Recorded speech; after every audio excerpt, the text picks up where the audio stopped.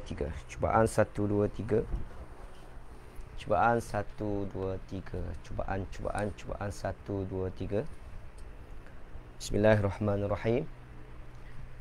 Alhamdulillahirabbil alamin wassalatu wassalamu ala rasulillahil amin sayyidina wa maulana Muhammad wa ala alihi wa sahbihi wasallam. Baik tuan-tuan yang dirahmati Allah sekalian, alhamdulillah hari ini kita dapat bersama-sama, ya. Baru saja kita selesai solat maghrib, tuan-tuan. Mudah-mudahan amal ibadat kita pada hari ini diterima oleh Allah Subhanahu wa taala, ya. Jadi seperti biasa, yang bersama-sama dengan saya, kalau boleh tolong komen dahulu suara saya clear ke tak clear, ya, supaya saya dapat keadaan yang sebenar pada malam ini, insya-Allah, ya. Okey, saya masih menunggu sahabat-sahabat kita yang lain untuk bersama-sama dengan kita pada malam ini, tuan-tuan, ya. Saya masih menjemput sahabat-sahabat kita yang baru saja selesai solat maghrib dan sebagainya. InsyaAllah kita akan mulakan kelas kita bila-bila masa sahaja. Jadi insyaAllah saya masih menjemput sahabat-sahabat kita yang lain untuk bersama-sama dengan kita pada malam ini, insya-Allah, ya. Mudah-mudahan pertemuan kita pada malam ini diberkati dan juga dirahmati oleh Allah Subhanahu wa taala, ya. Okey. Seperti biasa, yang sudah bersama-sama dengan saya pada malam ini, kalau boleh tolong bagi respon dahulu. Suara saya jelas ke tak jelas? Ya. Suara saya jelas ke tak jelas? Kalau boleh tolong komen dahulu, tuan-tuan. Supaya saya tahu keadaan kelas kita pada malam ini, insya-Allah. Okey. Saya masih lagi menunggu sahabat-sahabat kita yang lain, ya. Mudah-mudahan pertemuan kita pada malam ini, tuan-tuan, diberkati dan juga dirahmati oleh Allah Subhanahu wa taala, insya-Allah. Baik. Ahlan wa sahlan yang bersama dengan saya. Yang bersama dengan saya Ustaz Amir. Ustaz Amir saja bersama dengan saya sekarang. Kalau boleh Ustaz Amir tolong komen dahulu suara saya jelas ke tak jelas, gambar clear ke tak clear pada malam ini, ya. Kita harapkan supaya perjalanan kelas kita pada malam ini berjalan dengan lancar, insya-Allah, ya. Okey, kita masih lagi menunggu sahabat-sahabat kita yang lain, ya, untuk bersama-sama kita pada malam ini. Mungkin masih lagi ada yang belum selesai, tuan-tuan, ya. Belum selesai menjalankan apa yang patut, tuan-tuan, ya. Buat apa yang patut. Kita doakan supaya semua urusan sahabat-sahabat kita berjalan dengan lancar pada malam ini, insya-Allah, ya. Jadi saya nak pastikan, tuan-tuan, kalau boleh yang bersama dengan saya sekarang, tolong komen dahulu, tuan-tuan, suara saya clear ke tak clear, ya. Gambar saya, ya, gambar saya nampak jelas ke tak jelas, tuan-tuan. Kalau boleh tuan-tuan komen dahulu, insya-Allah, ya. Baik. Ahlan wa sahlan Tuan Muhammad Asyad, ya, bersama dengan saya pada malam ini, ya. Seperti biasa Tuan Muhammad Asyad, ya, tolong komen dahulu. Cuba tuan komen suara saya clear ke tak clear, gambar saya pada malam ini jelas ke tak jelas. Kalau boleh tolong bagi respon dahulu supaya saya dapat pastikan suara, gambar, video dan sebagainya berjalan dengan lancar, ya. Dan insya-Allah doakan semoga semua sahabat-sahabat kita dapat bersama-sama dengan kita pada malam ini, insya-Allah, ya. Insya-Allah. Dan alhamdulillah kita masih lagi dapat meneruskan kelas kita, tuan-tuan. Walaupun secara online, tuan-tuan, ya. Masih lagi secara online. Kita masih lagi belum dapat, tuan-tuan, ya, keizinan daripada pihak masjid, tuan-tuan, ya, untuk kita teruskan kelas kita di masjid-masjid seperti biasa. Baik, Tuan Muhammad Asyad, suara cantik, gambar handsome, masya-Allah. Pandai puji, ya. Pandai ambil hati saya. Okey, terima kasih Tuan Muhammad Asyad, ya. Baik. Alhamdulillah. Okey, ahlan wa sahlan Tuan Kamaruz Zaman, ya. Baik, alhamdulillah. Jadi alhamdulillah suara dan juga video cantik, ya. Okey, alhamdulillah. Baik, jadi pastikan yang bersama-sama dengan saya pada malam ini jangan lupa ya. Helaian Al-Quran, kad diagram dan juga buku nota. Kad diagram ya. Buku nota dan juga helaian Al-Quran ya. Baik. Ahlan wa sahlan Kak Huzaimah ya, bersama-sama dengan saya pada malam ini insya-Allah ya. Okey, kita akan bagi masa beberapa minit saja lagi tuan-tuan, menunggu sahabat-sahabat kita yang lain untuk bersama-sama dengan kita pada malam ini insya-Allah. Mudah-mudahan kelas kita pada malam ini berjalan dengan lancar insya-Allah ya. Okey. Walaupun kelas tuan-tuan sekarang semakin hari semakin berkurangan tuan ya. Jadi itu adalah cabaran tuan-tuan ya, supaya kita istiqamah sampai penghujung kelas kita. Ya. Jadi masa cukup cepat tuan ya, berlalu tuan-tuan ya. Ada yang di kalangan kita tuan-tuan yang sudah syahid di tengah jalan tuan-tuan ya. Itu perkara biasa tuan-tuan ya. Yang saya harapkan dan juga yang saya doakan tuan-tuan, supaya tuan-tuan semua masih istiqamah bersama-sama dengan saya insya-Allah ya. Okey. Baik, alhamdulillah. Ada penambahan ya, ada penambahan ya peserta-peserta kita ya. Sahabat-sahabat kita untuk bersama-sama dengan kita pada malam ini insya-Allah ya. Baik. Malam ini insya-Allah kita akan bahaskan ayat yang ke-12 tuan-tuan ya. Masih lagi ayat yang ke-17 tuan-tuan. Ya. Ayat yang ke-17 pada malam ini insya-Allah ya. Kalau tuan-tuan masih ingat pada minggu lepas kita dah potong ayat tersebut kepada dua bahagian ya. Sebab ayat kita terlalu panjang ya. Dan saya rasa amat rugi kalau kita hanya bahaskan pada minggu lepas semuanya ya. Jadi kita pecahkan kepada dua bahagian ya. Baik. Ahlan wa sahlan Kak Hasnah ya, bersama-sama dengan kita pada malam ini. Baik. Ya, sudah semakin ada penambahan tuan-tuan ya, ada penambahan seorang demi seorang masuk tuan-tuan ya. Kita harapkan sahabat-sahabat yang lain bersama-sama dengan kita pada malam ini insya-Allah ya. Baik, ahlan wa sahlan Kak Anisah. Ini antara yang istiqamah dengan saya ya. Jadi insya-Allah saya bagi masa lebih kurang 2 minit saja lagi tuan-tuan. Kita bagi 2 minit saja lagi tuan-tuan untuk teruskan kelas kita. Ya, supaya kita tidak membazirkan masa kita tuan-tuan ya. Dan saya rasa semuanya dah tahu ya. Kelas kita akan bermula pada pukul 8 malam. Jadi pastikan sahabat-sahabat semua sebenarnya jaga masa ya. Supaya masa itu kita dapat gunakan dengan sebaik mungkin. Jadi sekarang dah 6 minit tuan-tuan. Itu adalah kebiasaan dan juga adat tuan-tuan ya. Kelas kita biasanya saya akan tunggu sekejap. Kita bagi masa 5 minit ataupun 6 minit supaya semua dapat bersama-sama dengan kita pada malam ini insya-Allah. Okey, baik. Saya rasa kita dah boleh mula tuan-tuan. Boleh mula perlahan-lahan. Ahlan wa sahlan Tuan Fudin. Bersama-sama dengan saya malam ini ya. Alhamdulillah masih istiqamah bersama-sama dengan saya insya-Allah. Baik, saya mulakan kelas kita tuan. Bismillahirrahmanirrahim. Alhamdulillahi rabbil alamin wassalatu wassalamu ala rasulillahil amin wa ala alihi wa sahbihi wasallam. Kita mulakan dahulu pertemuan kita pada malam ini dengan Ummul Kitab Al-Fatihah. A'udzubillahi minasyaitonirrajim. Bismillahirrahmanirrahim. Alhamdulillahi rabbil alamin arrahmanirrahim maliki yaumiddin. Iyyaka na'budu wa iyyaka nasta'in ihdinas siratal mustaqim.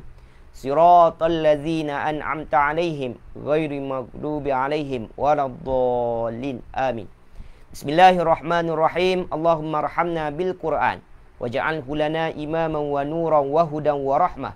Allahumma zakkirna minhu ma nusina wa 'allimna minhu ma jahilna warzuqna tilawatahu ana al-laili wa atrafan nahar. Waj'alhu lana hujjatan ya rabbal alamin. Wa sallallahu ala sayyidina Muhammad wa ala alihi wa sahbihi wasallam. Baik tuan-tuan yang dirahmati Allah sekalian. Apa khabar semua pada malam ini tuan-tuan? Saya doakan semua dalam keadaan sihat wal afiat insya-Allah. Mudah-mudahan pertemuan kita pada malam ini diberkati dan juga dirahmati oleh Allah Subhanahu wa taala ya. Ahlan wa sahlan Tuan Burhanuddin ya. Pun bersama dengan kita pada malam ini insya-Allah ya. Mudah-mudahan pertemuan kita pada malam ini dipermudahkan ya, dipermudahkan semuanya tuan. Dan juga tuan-tuan, ya, kita minta dengan Allah Taala juga supaya tuan-tuan yang bersama dengan saya sekarang, ya, dalam keadaan sihat, ya, dalam keadaan bersiap sedia, dalam keadaan dapat menerima semua yang saya akan bagi pada pagi ini, pada malam ini, insya-Allah, ya. Okey, baik tuan-tuan. Seperti mana yang tuan-tuan sudah maklum, ya. Pada malam ini kita akan sambung perbahasan kita, tuan-tuan, iaitu pada ayat yang ke-17. Ayat yang ke berapa, tuan-tuan? Ayat yang ke-17, ya. Kalau tuan-tuan masih ingat pada minggu lepas, ayat yang ke-17 ini, tuan-tuan tengok dia hampir 4 baris, tuan-tuan. Ya, satu ayat yang cukup panjang, ya. Jadi kalau ayat yang panjang pada kebiasaan kita, tuan-tuan, kita akan pecahkan kepada 2 bahagian supaya bahagian yang pertama kita dapat bincang pada minggu lepas dan bahagian yang kedua baki daripada ayat yang ke-17 kita akan bincangkan pada hari ini, insya-Allah. Baik, seperti biasa. Perkara yang pertama yang kita akan buat ialah kita akan baca sama-sama ayat ini. Mudah-mudahan Allah permudahkan perbahasan kita pada malam ini, insya-Allah. Baik. Ahlan wa sahlan Tuan Aziz pun bersama dengan kita pada malam ini. Okey, kita baca, tuan-tuan. Semua bersiap sedia. Saya baca, tuan-tuan baca dekat rumah supaya ada pertalian di antara kita semua, tuan-tuan, ya. A'udzu billahi minasyaitonir rajim. Baca, tuan-tuan. Bismillahirrahmanirrahim. Innama ta'buduna min dunillahi awthana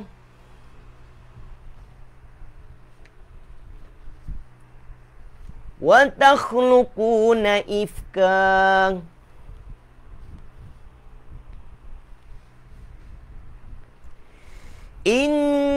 Innallazina ta'buduna min dunillahi la. Waqaf dekat la, tuan-tuan.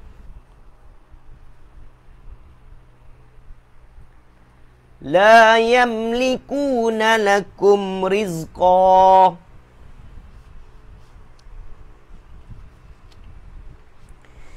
Fabtaghu 'indallahi rizqa.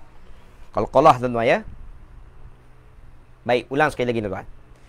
Fabtaghu 'indallahi rizqa wa'buduhu washkuru lah ilaihi turja'un. Sadaqallahul azim. Baik, tuan-tuan. Itu ayat yang cukup panjang pada malam ini. Betul, tuan-tuan? Baik. Sekarang, tuan-tuan, apa yang penting, tuan-tuan? Saya sudah beritahu pada tuan-tuan, ayat ini kita sudah potong kepada 2 bahagian. Ya. Jadi kalau tuan-tuan masih ingat, ayat ini kita dah potong, tuan-tuan, iaitu bermula daripada innama, ya, yang ni minggu lepas, tuan-tuan. Bermula daripada innama sampailah perkataan la yamlikuna lakum rizqa pada baris yang ketiga. Betul, tuan-tuan? Saya ulang sekali lagi. Ini adalah bahagian yang kita bahaskan pada minggu lepas. Innama ta'buduna min dunillahi la yamliku. Innama ta'buduna min dunillahi awthana wa takhluquna ifka. Innalladzina ta'buduna min dunillah la yamlikuna lakum rizqa. Itu bahagian yang kita sudah bahaskan pada minggu lepas. Boleh, tuan-tuan? Okey. Jadi saya akan ulang balik terjemahan harfiahnya secara ringkas. Tuan-tuan boleh semak sahaja apa yang perlu diperbetulkan supaya tuan-tuan ingat balik apa yang kita dah bincang pada minggu lepas. Boleh, tuan-tuan? Okey, cuba tengok. Kalimah yang pertama ialah kalimah inna, terjemahannya sesungguhnya, sebab innama ada 2 patah perkataan. Yang pertama inna, yang kedua ma. Yang keduanya ialah kalimah ma, terjemahannya ialah tidak lain. Yang ni saya dah minta tuan-tuan perbetulkan pada minggu lepas, ya. Sebab kalimah ma yang melekat dengan kalimah inna ada satu terjemahan saja untuk ma, iaitu terjemahannya tidak lain. Boleh? Kalimah yang seterusnya selepas ma ialah ta'buduna, kamu sembah. Yang ni saya dah bagi pada minggu lepas. Jadi saya akan pergi secara perlahan-perlahan, ya, secara lancar, tuan-tuan, ya, supaya tuan-tuan nampak, tuan-tuan, ya. Ta'buduna kamu sembah. Seterusnya ialah min dari. Seterusnya ialah duni selain. Seterusnya kalimah Allahi Allah. Seterusnya kalimah authanan berhala-berhala. Seterusnya kalimah wadan. Seterusnya kalimah takhlukuna kamu menciptakan. Seterusnya ialah kalimah ifka. Ifka terjemahannya kebohongan. Seterusnya kalimah inna sesungguhnya. Seterusnya kalimah allazina orang-orang yang. Seterusnya ialah kalimah ta'buduna sudah diulang kali yang kedua. Terjemahannya kamu sembah. Seterusnya kalimah min juga sudah diulang. Terjemahannya ialah dari. Seterusnya ialah duni selain sudah diulang. Seterusnya Allahi Allah. Seterusnya kalimah la terjemahannya tidak. Seterusnya kalimah yamlikuna mereka mampu memberi. Seterusnya ialah la sahaja sebab lakum ada dua patah perkataan. Yang pertama la kepada. Yang kedua kum kamu. Yang seterusnya ialah kalimah rizqa. Terjemahannya ialah rizki. Boleh? Okey, seterusnya. Sambung tuan-tuan. Ini bahagian yang kedua tuan-tuan. Kalimah yang seterusnya ialah kalimah rizqa. Ialah kalimah fa. Fa tuan-tuan. Terjemahannya maka. Kalimah selepas fa. Yang ni saya nak tuan-tuan jawab. Jawab di ruangan komen. Apa kalimah selepas fa? Sebab kalimah fa bertaru itu ada dua patah perkataan. Yang pertama ialah kalimah fa. Yang kedua tuan-tuan nak baca macam mana alif dekat depan. Alif dekat depan itu kita panggil dia hamzah wasal. Tuan-tuan nak baca macam mana? Kalimah selepas fa. Cuba tulis di ruangan komen. Ini yang pertama tuan-tuan. Ya. Fa maka. Kalimah selepas fa. Apa dia kalimah selepas fa tuan-tuan? Cuba jawab tuan-tuan. Saya nak tengok tuan-tuan ingat ke tidak apa yang saya sudah ajarkan tuan-tuan ya. Baik, ahlan wa sahlan Kak Normah, ahlan wa sahlan Kak Maimun ya bersama dengan saya pada malam ini. Baik, ahsantum, ahsantum ya. Yang kita nak ialah bacaannya ialah ibtaru. Bacaannya apa tuan-tuan? Bacaannya ialah ibtaru.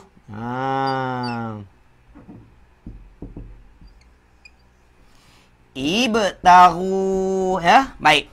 Kita tak nak bincang lagi ya. Dia tu fa'il ke hisim ke haraf. Kita tak nak bincang lagi yang tu ya.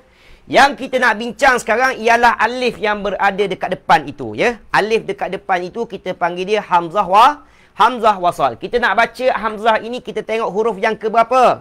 Tengok huruf yang ketiga. Saya dah bagi kaedah pada tuan-tuan ya. Baik.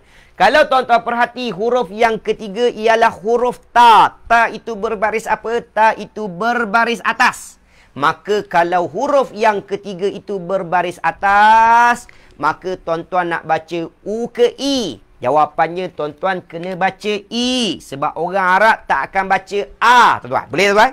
Jadi, sebutan yang sebenar kalimah selepas fa, tuan-tuan mesti sebut ialah ibtaru. Sebutannya apa tuan-tuan? Ibtaru. Ahsantum. Ya? Kita sebut dengan I. Ya? Ibtaru. Ya? Baik.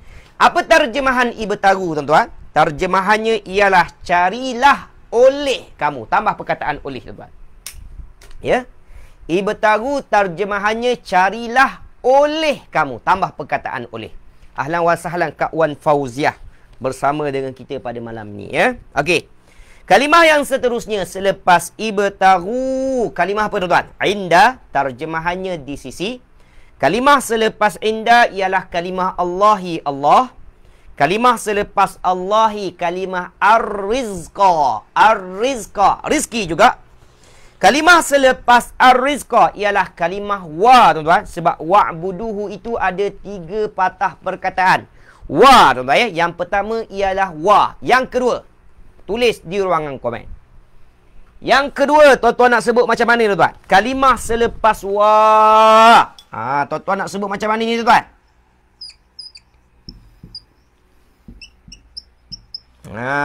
Ya, tuan-tuan nak sebut macam mana ni? Ini hamzah wasal juga tuan-tuan. Kalau yang pertama tadi kita kena baca ibtaru sebab huruf yang ketiga berbaris atas. Kalau kalimah yang seterusnya, yang ni tuan-tuan nak sebut macam mana tuan-tuan? Jawab di ruangan komen tuan-tuan. Ya, kita nak sebut macam mana tuan-tuan? Ahsantum. Ahsantum. Kita sebut dengan baris depan. Sebab huruf yang ketiga berbaris depan, maka dia pun mestilah berbaris depan. Boleh tuan-tuan? Maka sebutannya ialah u'budu. Sebutannya apa tuan-tuan? U'budu. Ahsantum. Baik, seterusnya tuan-tuan. Kalimah u'budu terjemahannya apa? Sembahlah oleh kamu. Tertinggal oleh juga tuan-tuan. Letak perkataan oleh tuan-tuan. Ahsantum. Semua jawab u'budu. Maknanya dah faham ya? Sebab itulah tuan-tuan, sekali saya ajar tuan-tuan, kalau faham, ya, insya-Allah boleh guna sampai bila-bila. Sebab itulah kita tekan sangat tuan-tuan ya. Faham itu lebih penting daripada kita hafal. Boleh tuan-tuan? Sebab itulah saya tak tekankan sangat dalam kelas kita hafalan tuan-tuan. Sebab saya akan ulang balik tuan-tuan ya. Sebab kalau dah faham, jumpa, insya-Allah boleh jawab ya. Okey, seterusnya tuan-tuan. U'budu, sembahlah oleh kamu. Tambah perkataan oleh ya. Okey, seterusnya. Kalimah selepas u'budu ialah kalimah hu. Hu, terjemahannya ialah dia. Kalimah selepas hu, kalimah wa lagi, terjemahannya ialah dan. Kalimah selepas wa, sekali lagi, jumpa lagi hamzah wasal tuan. Yang ni nak sebut macam mana pula tuan?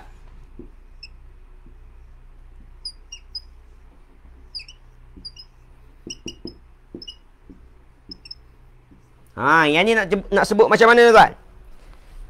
Kalimah yang ketiga tuan-tuan. Ya, kalimah yang ketiga. Tadi ibtagu dah. U'budu dah. Kalimah yang ketiga tuan-tuan. Nak sebut macam mana tuan-tuan? Ahsantum. Pun mula dengan baris depan sebab huruf yang ketiga berbaris depan. Ahsantum. Ahsantum ya. Okey, itu benda yang sama yang saya bagi ya. Okey, sekarang tuan, tengok tuan-tuan. Ushkuru terjemahannya ialah bersyukurlah oleh kamu juga. Tertinggal oleh semua tuan-tuan ya. Sebab ketiga-tiga kalimah yang berada di depan tuan-tuan, ibtagu, u'budu dan juga ushkuru tuan-tuan, ketiga-tiga kalimah ini dipanggil kalimah fi'il amar tuan-tuan ya. Jadi kebiasaan untuk fi'il amar ini tuan-tuan akan nampak terjemahannya lah oleh. Lah oleh. Bersyukurlah oleh kamu. Tidurlah oleh kamu. Belajarlah oleh kamu. Nampak tak? Ya, itu kebiasaan terjemahan untuk kalimah fi'il amar, perbuatan yang menyuruh. Ya. Okey, ahsantum semua. Seterusnya tuan, tengok lagi tuan. Kalimah selepas ushkuru, kalimah apa pula tuan? Kalimah la sahaja. Sebab lahu itu ada dua patah perkataan. Yang pertama la kepada, yang kedua hu-nya ya. Seterusnya kalimah selepas lahu tuan. Kalimah apa tuan? Kalimah ila saja ya. Kalimah ila saja ya. Jangan sebut ilai tuan-tuan. Jangan sebut ilai ya. Okey. Cuba tengok tuan-tuan. Cuba tuan-tuan tengok dalam diagram kita pada kolom haraf tuan-tuan. Ada kalimah ilah. Itu sebutan asalnya. Kalau perkata, tuan-tuan mesti sebut ilah. Boleh.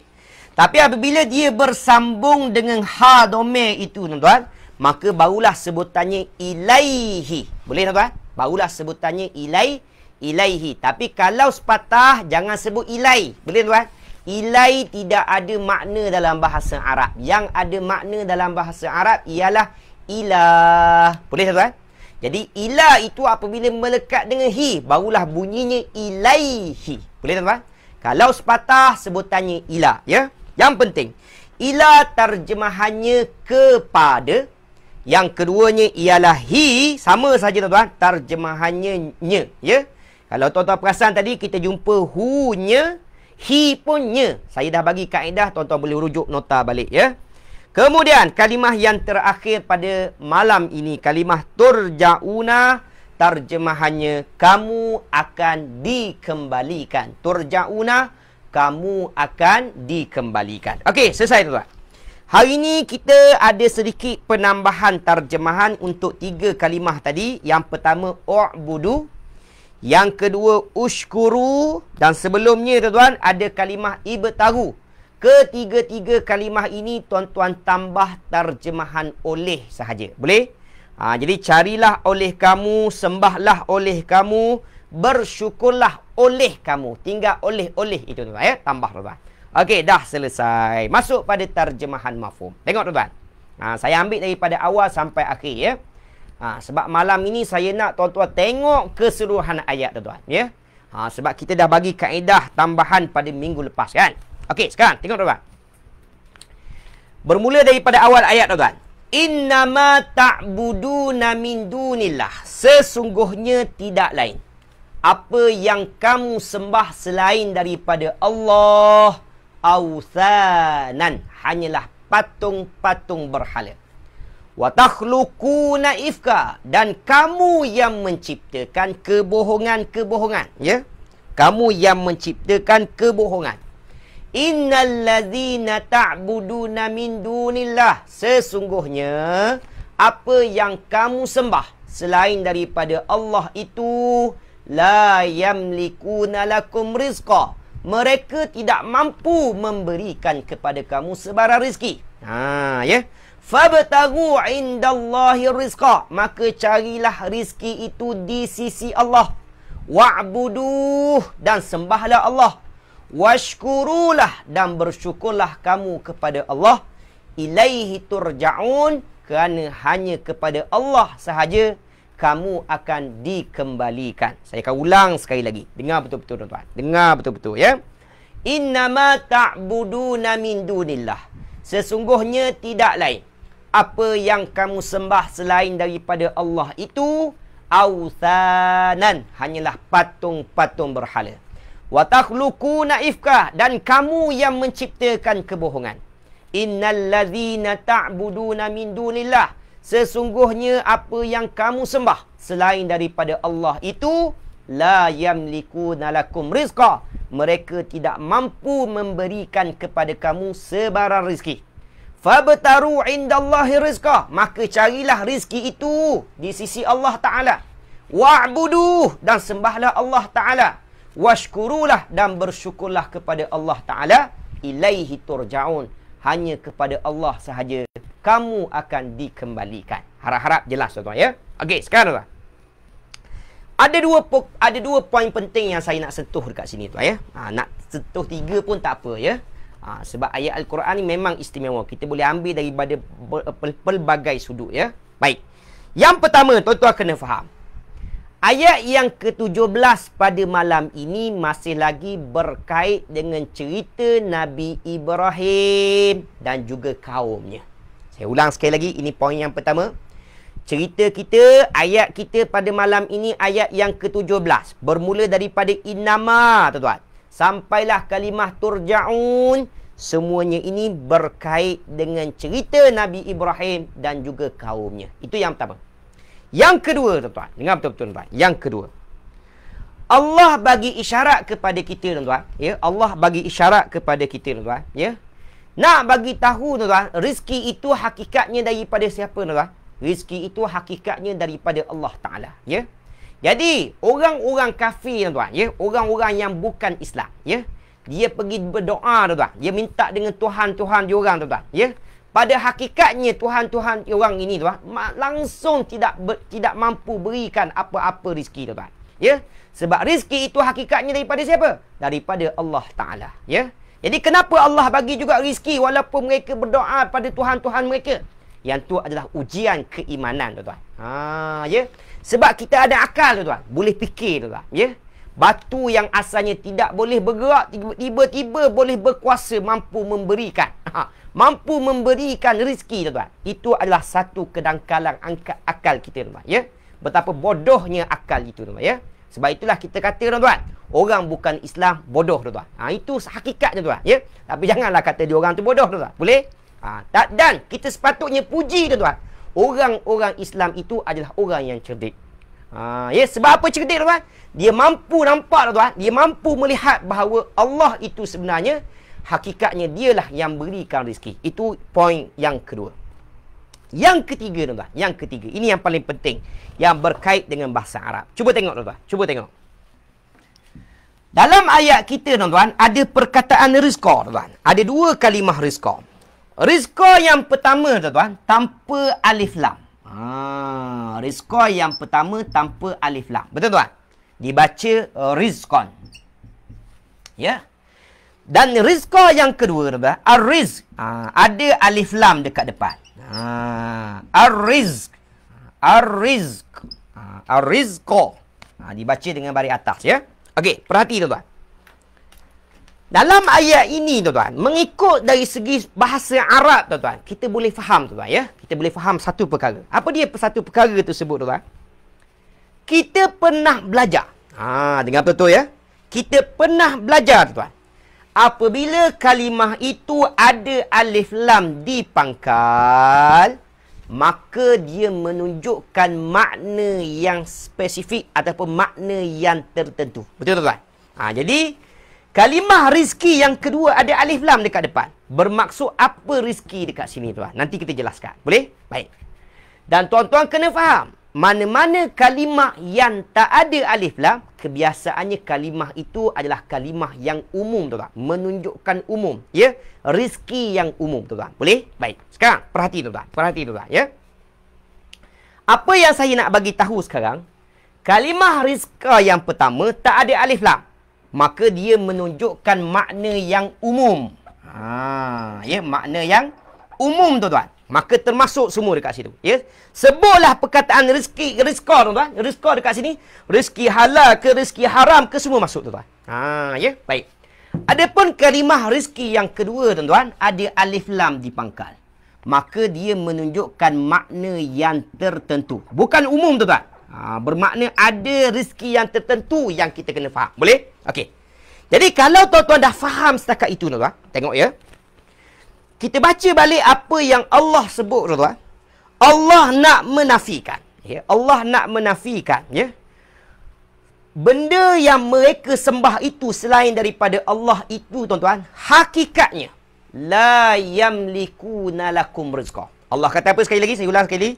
Innal ladzina ta'buduna min dunillah. Allah kata, sesungguhnya apa yang kamu sembah selain daripada Allah, ya, selain daripada Allah, la yamlikuna lakum rizqa.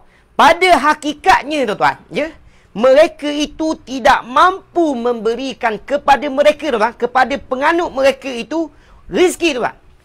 Apa saja rezeki, pada hakikatnya mereka, sembahan-sembahan mereka itu tak mampu memberi langsung, tuan-tuan. Walaupun setitik air tak mampu beri, tuan-tuan, ya. Walaupun sebesar apa, sebiji ke apa, tuan-tuan? Sebiji gula, tuan-tuan, ya. Tak mampu nak beri, tuan-tuan. Sebab Allah nafikan semua rezeki, tuan-tuan, ya. Tak kiralah rezeki halal ke, rezeki haram ke, tuan-tuan, rezeki besar ke, kecil ke, tuan-tuan, ya. Semua tak mampu, tuan-tuan. Allah nak menafikan sebenar-benarnya bahawa mereka itu, tuan-tuan, ya, sembahan-sembahan mereka itu memang langsung tak mampu nak memberikan sebarang rezeki. Tak ada kebetulan-kebetulan, tuan. Allah nak nafikan betul-betul, tuan. Ya. Jadi sebab itulah saya kata tadi, orang yang bukan Islam, yang minta Tuhan dengan Tuhan-Tuhan mereka ini adalah satu perbuatan yang dikira bodoh sebenarnya, tuan. Boleh, tuan? Tapi hakikat saya bukan saya nak kata dia orang bodoh, tuan. Cuma nak suruh kita faham, nak suruh kita fikir. Boleh? Okey, sekarang ayat yang kedua pula, tuan. Ayat yang kedua. Ayat yang pertama, Allah nak nafikan bahawa tak ada sebarang rezeki yang mampu sembahan-sembahan mereka ini berikan kepada penganutnya. Ya? Baik. Adapun kalimah rezeki yang kedua. Tengok, tuan-tuan. Rezeki yang kedua. Ada alif lam, bermakna rezeki yang tertentu. Betul, tuan? Baik. Apa Allah kata, tuan? Fabtagu indallahir rizqa. Maka carilah rezeki itu di sisi Allah. Jadi, waktu ini tuan-tuan perlu beri perhatian. Ya? Baik. Allah sebut perkataan ar-rizqa, perkataan rezeki. Tapi rezeki ini bukan semua rezeki, tuan-tuan. Ya? Sebab ada alif lam dekat sini, tuan-tuan. Maka rezeki yang macam mana? Jawapannya ialah rezeki yang halal sahaja. Nampak, tuan-tuan? Ya? Jadi ayat yang fabtagu indallahi rizqa itu, tuan-tuan, Allah nak bagi tahu kita hanya perlu cari rezeki yang halal sahaja. Macam mana tahu rezeki halal saja? Sebab ada alif lam dekat depan. Jadi orang yang belajar bahasa Arab, tuan-tuan, orang yang belajar bahasa Arab, ya, dia sepatutnya nampak perbezaan rizqa dengan ar-rizqa, ya. Andai kata, ini andai kata, ya. andai kata kalimah rizqa dalam ayat fabtagu indallahi rizqa itu tak ada alif lam. Andai kata. Kita andaikan tak ada, tuan-tuan. Maka waktu itu rizqa dalam ayat tersebut menunjukkan umum. Betul, tuan-tuan? Maka waktu itu, tuan-tuan bebas, tuan-tuan. Sebab ianya daripada Allah Ta'ala. Ya? Ini kita nak ambil hukum, tuan-tuan. Ya? Jadi, kalau tak ada alif lam pada kalimah rizqa yang kedua, maka waktu itu tuan-tuan boleh ambil mana-mana rezeki saja. Rezeki halal ke tak halal ke, hak orang ke tak hak orang ke, asalkan nama rezeki, maka tuan-tuan boleh ambil. Tapi tidak, tuan-tuan. Allah nak bagi tahu, tuan-tuan, kita hanya perlu cari rezeki yang macam mana? Ar-rizqa, kalimah rezeki yang halal. Macam mana dapat yang halal? Daripada alif lam yang berada pada kalimah ar-rizqa itu. Jelas ke tak jelas? Tulis di ruangan komen. Jadi ayat ini sebenarnya mengisyaratkan kepada kita bahawa wajib cari yang halal. Ya. Dan orang tambah lagi halalan tayyibah. Bukan setakat halal, tuan, tapi dia juga adalah sesuatu yang baik, tuan. Ya. Ada perkara yang halal tapi tak baik, tuan. Ya, yang kita nak ialah halalan tayyiban. Halalan tayyiban wa rabbun ghafur, dan Allah pula beri pengampunan kepada kita. Jelas sekalian, tuan, ya. Okey, itu poin kita yang pertama, poin kita yang ketiga untuk penafsiran. Boleh? Okey, saya ulang balik, tuan-tuan, secara ringkas supaya tuan-tuan nampak balik. Yang pertama, kita nak bagi tahu ayat yang ke-17 masih ada kaitan dengan cerita Nabi Ibrahim. Boleh? Yang kedua, Allah nak bagi tahu, tuan-tuan, ya, rezeki itu ialah daripada Allah sahaja, ya. Dan yang ketiga, saya nak tunjuk dekat tuan-tuan, apa beza kalimah yang ada alif lam dengan kalimah yang tak ada alif lam. Tuan-tuan kena pegang supaya tuan-tuan mudah faham. Yang ada alif lam ada maksud yang tertentu, yang tak ada alif lam maksud yang umum. Boleh? Kalau saya kata, tuan, sebagai contoh, kalau saya kata semalam saya pergi ke masjid, maksudnya masjid mana-mana pun tak kisah. Boleh, tuan? Tapi kalau saya kata semalam saya pergi ke al-masjid, ada alif lam dekat situ, bermaksud tuan-tuan kena tanya saya balik, masjid yang mana satu yang awak pergi? Yang saya pergi. Jelas, tuan? Jadi itu kaedah bahasa Arab, tuan-tuan, ya. Baik, sekarang, tuan, terus kepada perbahasan bahasa Arab yang seterusnya, ya. Okey. Jadi, tuan-tuan, minggu lepas, tuan-tuan, kita belajar apa sebenarnya? Ya, minggu lepas kita dah belajar isim tunjuk. Betul, tuan-tuan? Kita dah tunjuk macam mana nak guna hadza, macam mana nak guna hazihi, macam mana kita nak guna zalika, macam mana kita nak guna zaliki, macam mana kita nak guna tilka, macam mana kita nak guna tilki. Betul, tuan? Baik, yang tu saya tak nak sentuh sangat. Boleh? Supaya kita tak nak bazirkan masa kita. Boleh? Okey, sebab ada benda yang saya nak tunjuk pada malam ni, ya. Baik. Apa yang saya nak tekankan pada tuan-tuan pada malam ini ialah berkaitan dengan kaedah kita, tuan-tuan. Poin yang pentingnya ialah kaedah potong ayat menjadi jumlah yang sempurna, ya. Okey, sekarang, tuan-tuan. Minggu lepas, tuan-tuan, saya dah bagi tahu kita ada 3 kaedah, ya. 3 kaedah cara nak potong ayat menjadi jumlah yang sempurna. Boleh, tuan? 3 kaedah. Berapa kaedah? 3 kaedah cara untuk kita potong ayat Al-Quran dengan sempurna. Boleh? Okey. Kaedah yang pertama ialah terjemahan mafhum. Ini kaedah yang pertama. Terjemahan mafhum. Syaratnya apa, tuan-tuan? Syaratnya tidak tergantung. Syaratnya tidak tergantung maknanya. Itu je ukuran kita. Bermakna kalau tergantung, maka tak sempurnalah potongan kita. Boleh? Okey. Yang kedua, tuan. Yang kedua, ya. Kita dah berikan pada tuan-tuan iaitu sebelum haraf atof ataupun sebelum haraf penyambung cerita. Tuan-tuan dah belajar haraf atof ada 5 yang popular. Yang pertama wa, yang kedua fa, yang ketiga summa, yang keempat au, dan yang kelima ialah am. Boleh, tuan-tuan? Ya. Itu kaedah yang kedua, tuan-tuan. Ya. Baik. Kaedah yang ketiga yang baru saja kita tambah pada minggu lepas ialah tanda-tanda waqaf. Tanda waqaf, ya. Kita ada 7, tuan-tuan, ya. Kita ada sad lam alif. Kita ada qaf lam alif. Kita ada huruf jim. Kita ada huruf mim. Kita ada huruf lam alif. Kita ada tapak kaki kucing. Betul tuan? Kita ada apa lagi tuan? Kita ada bintang ataupun penghujung ayat. Betul tuan? 1, 2, 3, 4, 5, 6, 7. Betul tuan? Ini adalah 3 kaedah yang kita sudah berikan pada tuan-tuan. Betul? Baik. Cuma kalau kita nak ulang kaji balik berkenaan dengan tanda-tanda wakaf, ya, saya nak ulang kaji sikit tuan-tuan supaya tuan-tuan ingat balik tanda-tanda wakaf. Sebenarnya tuan-tuan, dalam Al-Quran tanda wakaf yang popularnya ada 7 pada hakikatnya yang kita boleh guna. Boleh tuan-tuan? Ada berapa tuan-tuan? Ada 7 tuan-tuan ya. Tengok tuan-tuan. Setiap tanda-tanda wakaf yang tuan-tuan jumpa ini, sok lam alif ke, qaf lam alif ke, jim ke, mim ke, lam alif ke tuan-tuan, pada hakikatnya dia adalah singkatan daripada kalimah-kalimah yang sebenar dalam bahasa Arab. Boleh tuan? Ini adalah singkatannya tuan. Ya, baik. Antara singkatan yang biasa orang Arab buat tuan, ya, selain daripada ni, kita tambah sikit tuan supaya tuan-tuan nampak tuan. Antaranya dia letak sin saja tuan. Maksudnya soalan. Soal tuan. Orang Arab suka guna singkatan-singkatan macam kita lah.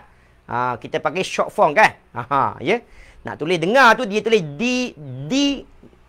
G dan juga R saja. Dengar. Betul tuan? Kalau tulis penuhnya DENGAR. Dengar kan? Okey. Samalah tuan-tuan. Tuan-tuan jumpa huruf jim saja tuan. Jim tuan. Jim ini singkatan daripada jawab tuan. Ya, singkatan daripada jawab. Boleh? Itu sebagai contoh. Kalau tuan-tuan tengok komus Arab, dia lain pula tuan-tuan. Kalau dia tulis mim tuan-tuan, bermakna maksudnya mufrad. Mufrad maksudnya satu. Boleh? Tapi kalau dia tulis jim tuan-tuan, maka tuan-tuan kena faham, dia adalah kalimah jamak. Ya. Biasanya mana-mana buku bahasa Arab yang guna singkatan, ya, dia akan letak di permulaan buku tuan-tuan supaya jadi panduan, ya. Tapi masalah orang kita tuan-tuan, tak kiralah termasuk saya tuan-tuan, ya. Nampak je buku, kita terus buka isi kita yang kita nak. Betul tuan? Padahal kita kena tengok muqaddimah dahulu. Sebab ada benda yang perlu difahami tuan, ya. Antaranya ialah masalah-masalah, ya, short form ini tuan, ya. Okey, yang penting tuan. Yang penting. Yang penting, ya. Yang berkait dengan tanda wakaf pada hari ini, saya nak bagi tahu tuan-tuan, setiap tanda wakaf yang tuan-tuan jumpa sod lam alif, qaf lam alif itu adalah singkatan daripada kalimah yang sebenar. Boleh tuan? Baik. Sod lam alif tuan-tuan. Baik, jawab tuan-tuan. Saya nak tengok tuan-tuan ingat ke tak ingat tuan-tuan. Kita ulang kaji balik sekejap tuan-tuan. Sod lam alif singkatan daripada apa tuan-tuan? Jawab tuan-tuan. Saya nak tanya sampai bintang ni tuan, ya. Ulang kaji sekejap tuan-tuan, ya.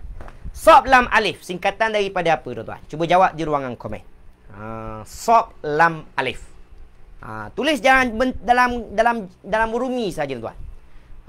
Ya, sod lam alif. Baik. Kadang saya terjumpa tanda la pada tanda bintang. Macam mana tu ustaz? Boleh wakaf ke tidak? Baik. Tuan Fudin kena bagi contoh ayat yang mana tu, ya. Saya tak perasan dah. Ya, kalau ada bagi, ya. Betul. Faham. Saya faham. Okey. Ada tuan-tuan, ya. Seingat saya dalam surah Al-Baqarah ada satu tempat. Ya. Soal Al-Baqarah, ya. Soalan Tuan Fudin tu, dia kata dia pernah jumpa la pada tanda penghujung ayat. Macam tu kan? Contoh nombor 34 ayat tersebut kan? Contoh. Jadi yang ni kita nak pakai macam mana? Yang ni kita pakai la punya. Tak boleh wakaf sebenarnya. Tak boleh wakaf sebab kita dah bagi tahu. La itu nak mengisyaratkan bahawa la yajuzul wakaf. Tidak boleh wakaf. Baik. Wasal aula ahsantum, ya. Wasal aula ahsantum. Okey. Seterusnya tuan-tuan, ya. Jadi sod lam alif itu singkatan daripada wasal aula, sambung lebih baik, ya. Tapi kalau tak nak sambung, tak ada masalah. Boleh tuan-tuan? Nak berhenti juga, tak ada masalah. Sebab dia dah bagi syarat, dah bagi isyarat kepada kita bahawa tempat tersebut boleh wakaf, ya. Okey. Seterusnya, qaf lam alif. Qaf lam alif, singkatan daripada apa tuan-tuan? Jawab tuan-tuan. Ustaz, saya mohon keluar sekejap. Baik, silakan Kak Sharifah, tak ada masalah ya. Okey, tuan-tuan. Qaf lam alif singkatan daripada apa pula, tuan-tuan? Ya. Baik, Kak Asiah kata wasal lebih baik ataupun sambung lebih baik. Okey, sekarang yang kedua, qaf lam alif singkatan daripada apa ni, tuan-tuan? Qaf lam alif singkatan daripada apa? Ya. Ulangan macam ni pun dia dah makan masa kan? Sebab itulah saya kena fokus pada perbahasan kita ya. Baik, ahsantum. Kalau waqaf lam alif ialah waqaf aula. Apa maksud waqaf? Henti, tuan-tuan. Berhenti lebih baik. Tak nak berhenti, nak teruskan juga, tuan-tuan. Ya, memang spesies degil, tuan-tuan. Ya, orang suruh sambung lebih baik, dia nak berhenti. Ya, orang kata wakaf lebih baik, dia nak sambung, tuan. Silakan, tak ada masalah. Boleh, tuan-tuan? Baik. Seterusnya, kalimah selepas qaf lam alif, huruf jim pula, tuan. Apa maksud jim, tuan-tuan? Ya. Huruf jim, tuan-tuan. Singkatan daripada apa, tuan-tuan? Jim. Saja nak tengok ni, tuan ya. Saya nak tengok yang ni sebenarnya ya. Yang pentingnya yang dua yang terakhir tu ya. Baik, jim pula, tuan-tuan. Jim singkatan daripada apa? Ya. Ahlan wa sahlam Kak Zainab. Ya. Sentiasa ya bersama dengan kita ya. Okey. Jim adalah singkatan daripada jaiz. Jaiz ya. Jaiz. Apa maksud jaiz, tuan-tuan? Maksudnya boleh, tuan-tuan. Jangan sebut harus, tuan-tuan ya. Saya lebih suka guna perkataan boleh, tuan. Sebab dalam bahasa Melayu ni kalau kata kita harus, tuan-tuan, boleh jadi ada sebahagian sahabat kita dia akan faham wajib, tuan-tuan ya. Sebab dia dah bercampur dengan bahasa Indonesia kan. Baik. Jadi jaiz itu maksudnya boleh. Tuan-tuan boleh waqaf, boleh sambung. Yang ni tuan-tuan terserah pada tuan-tuan. Semua okey, tak ada masalah ya. Jadi yang jenis keras kepala tak ada masalah ya. Baik, seterusnya. Kalimah selepas jim, tuan-tuan. Kalimah mim. Singkatan daripada apa pula, tuan? Mim. Mim singkatan daripada apa, tuan-tuan? Okey, ahsantum. Baik, sekarang kalau mim, tuan. Mim. Singkatan daripada apa? Mim. Mim singkatan daripada apa, tuan-tuan? Mim singkatan daripada lazim. Ahsantum. Mim singkatan daripada lazim. Lazim ini barulah kita kata harus ataupun wajib, tuan-tuan. Kita bagi nampak terus, tuan ya, supaya tidak jadi pertikaian kita, tuan ya. Jadi mim ini lazim, wajib, tuan ya. Antara mim yang popular yang kita jumpa dalam surah Yasin ya. Okey, baik, seterusnya. Kalimah selepas mim, kalimah apa, tuan? Kalimah la pula, tuan ya. La singkatan daripada apa, tuan? Selepas min ialah kalimah la. La tu singkatan daripada apa, tuan? Saya nak tengok, tuan-tuan ingat ke tak ingat ni ya. Walaupun tengok nota tak apa. Ya. Silakan, tak ada masalah ya. Dipersilakan. Cuma saya nak tengok la tu apa. Kadang-kadang kita tulis lain apa yang kita nak sebut pula kan. Baik. La yajuz. Ahsantum. La dekat sini ialah la yajuz. La yajuz. La yajuz dekat sini maksudnya tidak boleh, tuan-tuan ya. La dekat sini ialah la yajuz ya. Jangan kata la waqaf. La yajuzul waqaf. Baru betul bahasa Arab, tuan-tuan ya. Tidak boleh berhenti. Jadi tidak boleh. La yajuz. Boleh, tuan-tuan? Okey.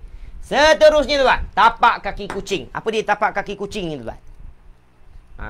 Tapak kaki kucing ni apa, tuan-tuan? Ya, tapak kaki kucing ni apa, tuan-tuan? Saya dah bagi kan?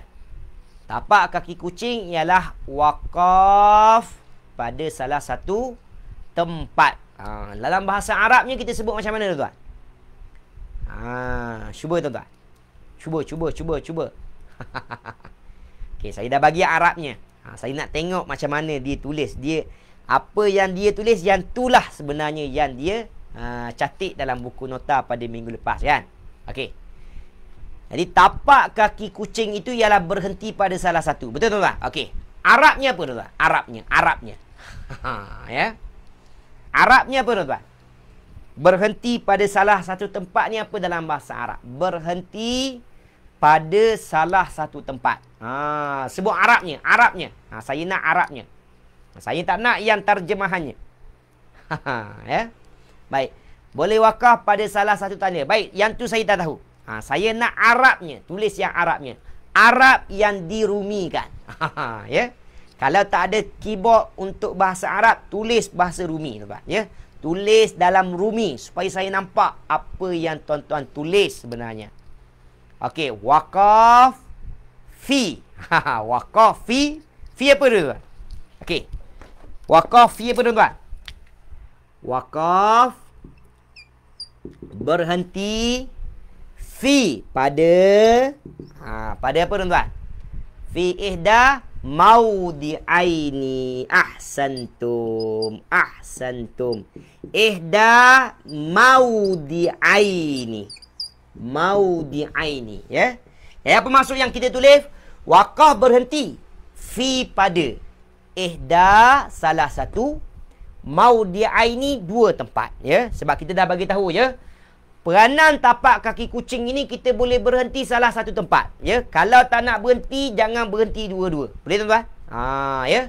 Kalau nak berhenti, jangan berhenti dua-dua. Berhenti salah satu saja. Kalau nak sambung terus, tak ada masalah. Boleh, tuan-tuan? Yang masalahnya kalau berhenti dua-dua. Yang tu saja masalah kita, ya. Baik, ahsantum. Kak Maimun, ya. Okey, yang terakhir, tuan. Yang terakhir, bintang, tuan. Apa fungsi bintang, tuan? Apa fungsi bintang, tuan? Cuba tulis dalam bahasa Arabnya, tuan. Saya nak Arabnya, tuan. Sebut macam waqaf fi ihda maudi'aini. Bagus, tuan, ya. Waqaf fi ihda maudi'aini. Sangat-sangat bagus, tuan, ya. Okey. Ahlan wa sahlan Kak Nur Nisa, ya. La yajuz. Baik, betul, ya. Okey, sekarang tanda yang terakhir, bintang, tuan. Bintang dalam bahasa Arab najmah, ya. Tapi dekat sini kita tak nak kata najmah, tuan, ya. Apa peranan bintang tersebut, tuan? Wakaf apa, tuan? Cuba tengok, tuan. Baik, ahsantum. Wakaf fi akhiril ayah. Wakaf fi akhiril ayah. Apa maksud wakaf fi akhiril ayah?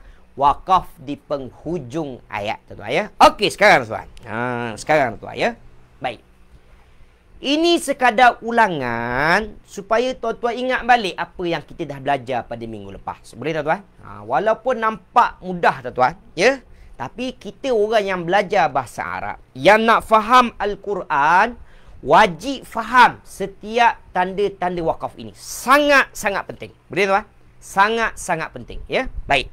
Sebab setiap tanda wakaf itu, tuan-tuan, pada hakikatnya dia merupakan isyarat kepada kita. Boleh, tuan? Dia adalah isyarat kepada kita. Okey, sekarang yang pentingnya apa, tuan-tuan? Tengok dekat depan.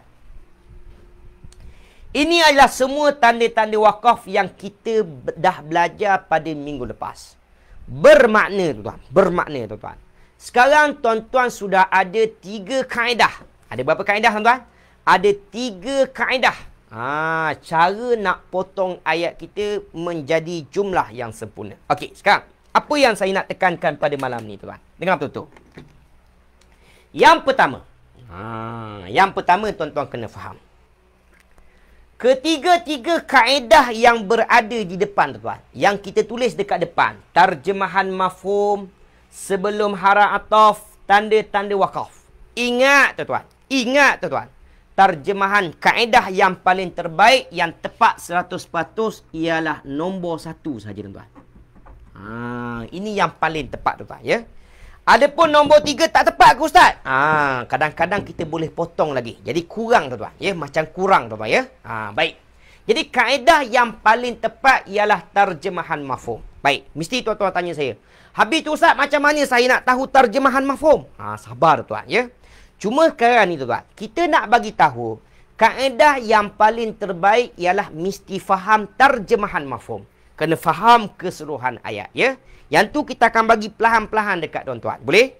Sebab setiap orang wajib berusaha untuk dapatkan nombor 1. Boleh, tuan-tuan? InsyaAllah semua akan dapat, tuan, ya. Ada kaedah, ada cara, insyaAllah semua akan capai nombor 1.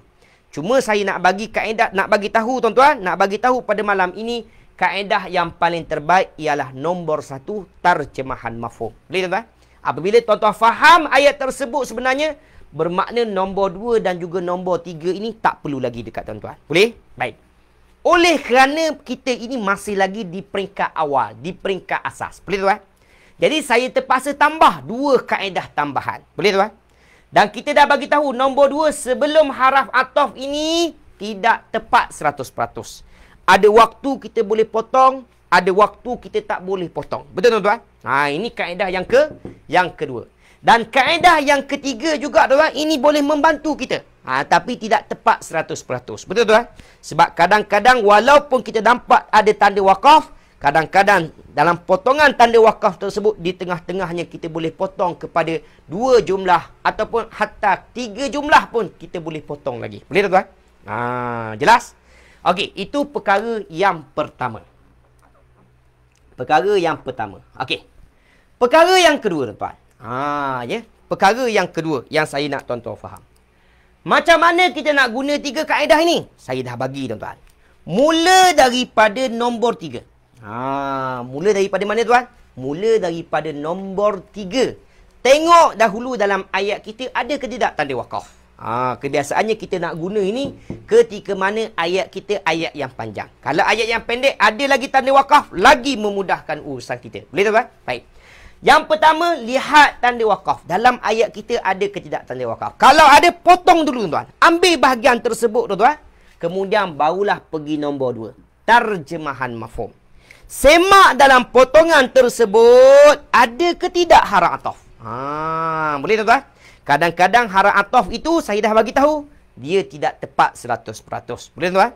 Dan yang terakhir barulah kita lihat kepada terjemahan mafhum. Jadi tuan-tuan tengok tuan, agak-agak macam tergantung lagi, bermakna potongan itu belum sempurna. Boleh tuan-tuan? Jadi ini adalah kaedah ataupun cara untuk memudahkan tuan-tuan. Boleh? Tapi hakikat yang sebenar, tuan-tuan mesti kuasai nombor 1. Boleh? Okey. Jelas ke tak jelas? Tulis di ruangan komen. Okey, jelas ke tak jelas? Tulis di ruangan komen. Ya. Itu perkara yang pertama yang saya nak tekankan pada tuan-tuan. Boleh? Yang pertama, tuan-tuan kena faham, kita ada 3 kaedah, ya. Yang kedua, tuan-tuan kena faham, kaedah terjemahan mafhum adalah kaedah yang paling terbaik. Boleh? Dan yang ketiga tuan-tuan, tuan-tuan kena faham, kita nak mula daripada nombor 3, kemudian pergi nombor 2, kemudian pergi nombor 1. Baik, sekarang semua kata jelas. Alhamdulillah, semua kata jelas ya. Baik. Sebagai bukti, tuan-tuan betul-betul jelas. Sebagai bukti, tuan-tuan betul-betul jelas pada malam ini. Cuba lihat ayat kita. Tuan-tuan. Bermula daripada innama, tuan. Bermula daripada mana tuan? Bermula daripada innama. Sampailah kalimah turja'una. Saya ulang sekali lagi. Bermula daripada innama sampai kalimah turja'una, tuan. Agak-agak tuan-tuan ayat kita ada berapa jumlah? Guna 3 kaedah yang saya beri, tuan. Baik. Tapi ustaz, kenapa pentingnya kita mesti tahu potongan memotong ni ustaz? Ya. Saya dah bagi tahu, ya. Saya dah bagi tahu. Kita mesti tahu tuan-tuan, potongan-potongan ini supaya kita nampak jumlah cerita dalam perjalanan cerita dalam ayat tersebut. Boleh? Ya. Sebab secara automatik sebenarnya dia boleh membantu kita untuk baca ayat Al-Quran dengan lebih sempurna. Ya. Jadi tak perlu teragak-agak dekat mana perlu wakaf. Tak perlu teragak-agak dekat mana nak mula balik. Itu hikmah daripada kita kenal betul-betul jumlah dalam bahasa Arab. Ya, itu dari segi bacaan. Dari segi makna kita akan faham ayat itu dengan lebih mendalam. Kadang-kadang satu ayat itu dia ada beberapa perkara sebenarnya yang Allah nak cuba sampaikan kepada kita. Itu keistimewaan apabila kita dah belajar jumlah. Baik, sekarang apabila dah pandai potong, dah pandai wakaf tuan-tuan, maka waktu itu kita boleh tambah tuan-tuan. Ya, kita tambah apa? Tuan-tuan boleh mula untuk bina ayat-ayat dalam bahasa Arab. Nampak tuan? Sekarang kita masih lagi proses untuk menggunakan kaedah jumlah itu. Itu sebenarnya ya. Okey, sekarang poin saya apa yang penting sekarang. Ayat kita pada malam ini. Cuba tengok tuan. Ya, ayat kita pada malam ini. Bermula daripada innama sampailah kalimah turja'una. Saya ulang sekali lagi. Bermula daripada innama sampailah kalimah turja'una. Macam mana Kak Zainab tinggal bas ni. Kak Zainab, kita ayat yang ke-17 surah Al-Ankabut, ya. Ayat surah Al-Ankabut ayat yang ke-17, ya. Baik, Kak Zainab, tengok betul-betul. Dia setiap kali kelas kita tengok lain kali kena tengok tajuk video kita hari ni, ya. Okey. Saya ulang sekali lagi tuan-tuan. Saya ulang sekali lagi, ya. Bermula daripada innama sampailah kalimah turja'una. Ayat kita ada berapa jumlah? Baik. Tuan Fuding kata 6, Kak Halwa kata 4. Ya. Okey. Sila tuan-tuan. Sila tulis di ruangan komen tuan. Berapa jumlah yang kita dapat tuan? Ya, berapa jumlah yang kita dapat, ya? Okey. Okey, saya akan tunjuk pada Tuan Fuding nanti apa kelebihan kalau kita tahu jumlah-jumlah tersebut, ya. Okey, kita akan tunjuk satu persatu nanti.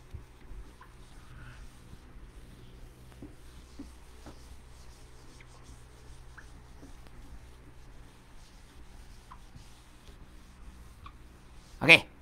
Sekarang tuan. Ayat kita ada berapa rangkap tuan? Sekarang ada 3 mazhab. Tuan Fuding kata 6. Kak Maimun kata ada 4. Kak Hasnah kata 5. Kak Arubiah kata 5. Tuan Muhammad Asyad kata 4. Kita ada berapa mazhab sekarang tuan? Ada 3 mazhab. Nampak macam mudah. Tapi bermacam-macam mazhab. Betul tuan? Okey. Bermula daripada innama sampailah kalimah turja'una. Ada berapa rangkap tuan? Saya akan ulang terjemahan mafhum balik, ya, supaya tuan-tuan nampak, ya. Okey.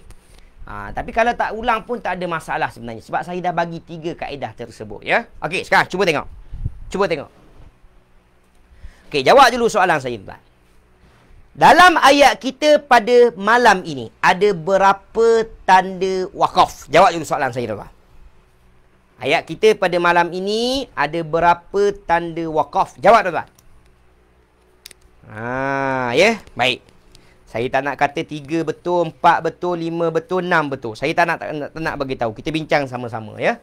Okey, sekarang jawab soalan saya. Dalam ayat kita pada malam ini ada berapa tanda wakaf? Jawab tuan-tuan. Ayat kita malam ni ada berapa tanda wakaf tuan-tuan? Tengok betul-betul. Ada berapa tanda wakaf pada malam ni tuan? Ya. Ayat kita pada malam ini ada berapa tanda wakaf? Ada berapa tuan-tuan? 1. Ada berapa tuan-tuan? Ada 3 tanda wakaf. Betul? Ada 3 tanda wakaf. Baik, sekarang seperti biasa. Ambil dulu tuan-tuan. Yang pertama tanda wakaf yang kita jumpa ialah innama sampailah kalimah ifka. Ifka, ya. Kita ada tanda jim. Betul tuan-tuan? Baik. Yang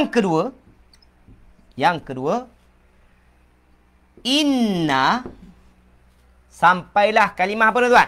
Kalimah washkurulah. Betul tuan-tuan? Washkurulah. Kita ada sok, lam, alif, ya. Baik. Dan yang terakhir ialah ilaihi turja'un, ya. Okey, ilaihi turja'un. Baik. Ini ada penghujung, kita panggil dia bintang, ya. Okey, sekarang tuan. Mengikut kaedah yang pertama iaitu tanda-tanda wakaf, tanda-tanda wakaf, kita dah boleh potong ayat ini kepada 3 bahagian. Betul tuan? Okey, sekarang tuan. Seperti biasa, pergi kepada kaedah yang kedua. Semak setiap ayat tuan. Semak setiap ayat tuan, ya. Setiap tanda wakaf tersebut tuan, dalamnya ada ketidakharatah. Baik, tengok yang pertama tuan. Bermula daripada innama sampailah kalimah ifka, tuan. Yang pertama, tuan. Yang pertama. Bermula daripada innama sampailah kalimah ifka. Ada ke tidak haraf ataf di tengah-tengah ayat, tuan? Ada berapa haraf ataf di tengah-tengah ayat? Jawab, tuan. Baik, ahsantun tuan Fuding, ya. Ada 3 sahaja. Okey, sekarang kita ambil potongan-potongan, tuan. Setiap potongan kita ambil satu persatu, ya. Kita dah bagi kaedah mula dengan tanda waqaf. Selepas dah ambil tanda waqaf, tengok haraf ataf ada ke tidak dalam setiap ayat yang kita potong tadi. Okey, jadi yang pertama, bermula daripada innama sampailah kalimah ifka. Ada berapa haraf ataf dekat situ? Tulis, tuan. Ada berapa haraf ataf, tuan? Baik, ada 1 haraf ataf. Betul, ya? Ada 1 haraf ataf, tuan, ya. Iaitu watakhluquna. Watakhluquna, ya. Baik. Jadi kalau ada 1, tuan-tuan, bermakna kita dah boleh potong dekat situ. Betul, tuan-tuan? Bermakna ada 2 bahagian. Jadi ada jumlah yang pertama, ada jumlah yang kedua. Jumlah yang pertama, innama ta'buduna min dunillah. Betul, tuan? Min dunillahi awsanan. Yang kedua, watakhluquna ifka. Betul? Okey, dah selesai. Sekarang kita dah ada berapa jumlah? 2 jumlah dekat situ, ya. Okey. Kita ambil bahagian yang kedua pula, tuan. Bahagian yang kedua, tuan. Bermula daripada inna. Bermula daripada innalladzina ta'buduna, tuan. Sampailah washkurulah. Sampai mana, tuan? Washkurulah. Ada berapa tanda waqaf dekat tengah-tengah ayat, tuan? Ada berapa tanda waqaf di tengah-tengah ayat, tuan? Jawab, tuan. Ya, sila, tuan-tuan. Di tengah-tengah ayat ada berapa, tuan-tuan? Ya. Bahagian yang kedua, bermula daripada innalladzina ta'buduna sampailah kalimah washkurulah. Ada berapa tanda waqaf di tengah-tengah ayat, tuan? Jawab, tuan-tuan. Jawab. Nombor 2, tuan. Perhati, tuan. Apa dia haraf ataf? Kita dah belajar dia. Ada berapa haraf ataf, tuan? Ada 3 haraf ataf. Ahsantum, ya. Ada 3 haraf ataf. Yang pertama, tuan-tuan, kita jumpa kalimah fabtagu. Betul? Fabtagu bermakna boleh potong sebelum fabtagu. Betul? Baik. Kemudian kita jumpa kalimah apa, tuan-tuan? Kita jumpa kalimah wa'budu. Betul, tuan-tuan? Wa'budu. Boleh potong lagi sebelumnya, tuan-tuan. Ya. Kemudian kita jumpa lagi washkurulah, tuan-tuan. Boleh potong lagi dekat situ, tuan-tuan. Ya. Bermakna sekarang kita ada berapa potongan untuk bahagian yang kedua, tuan-tuan? Kita ada 1, 2, 3 dan juga 4, tuan-tuan. Kita dah boleh potong 4 pula dekat sini, tuan. Ya. 3, 4, 5, 6, tuan-tuan. Dah ada 6, tuan-tuan, ya. Okey. Yang terakhir, tuan-tuan. Yang terakhir, tuan-tuan, ya. Yang terakhir. Yang terakhir, ilaihi turja'un. Ilaihi turja'un pula, tuan. Bahagian yang ketiga, tuan. Ada ke tidak haraf ataf, tuan? Ya. Tuan Fudin tengah-tengah tiada. Ya. Tengah-tengahnya ada. Ada. Bermula daripada innalladzina ta'buduna sampailah kalimah washkurulah, kita ada 3 haraf ataf. Yang pertama huruf fa. Yang kedua ialah wa'budu. Yang ketiganya ialah washkurulah, tuan-tuan. Kita ada 3 haraf ataf pada bahagian yang kedua, ya. Baik.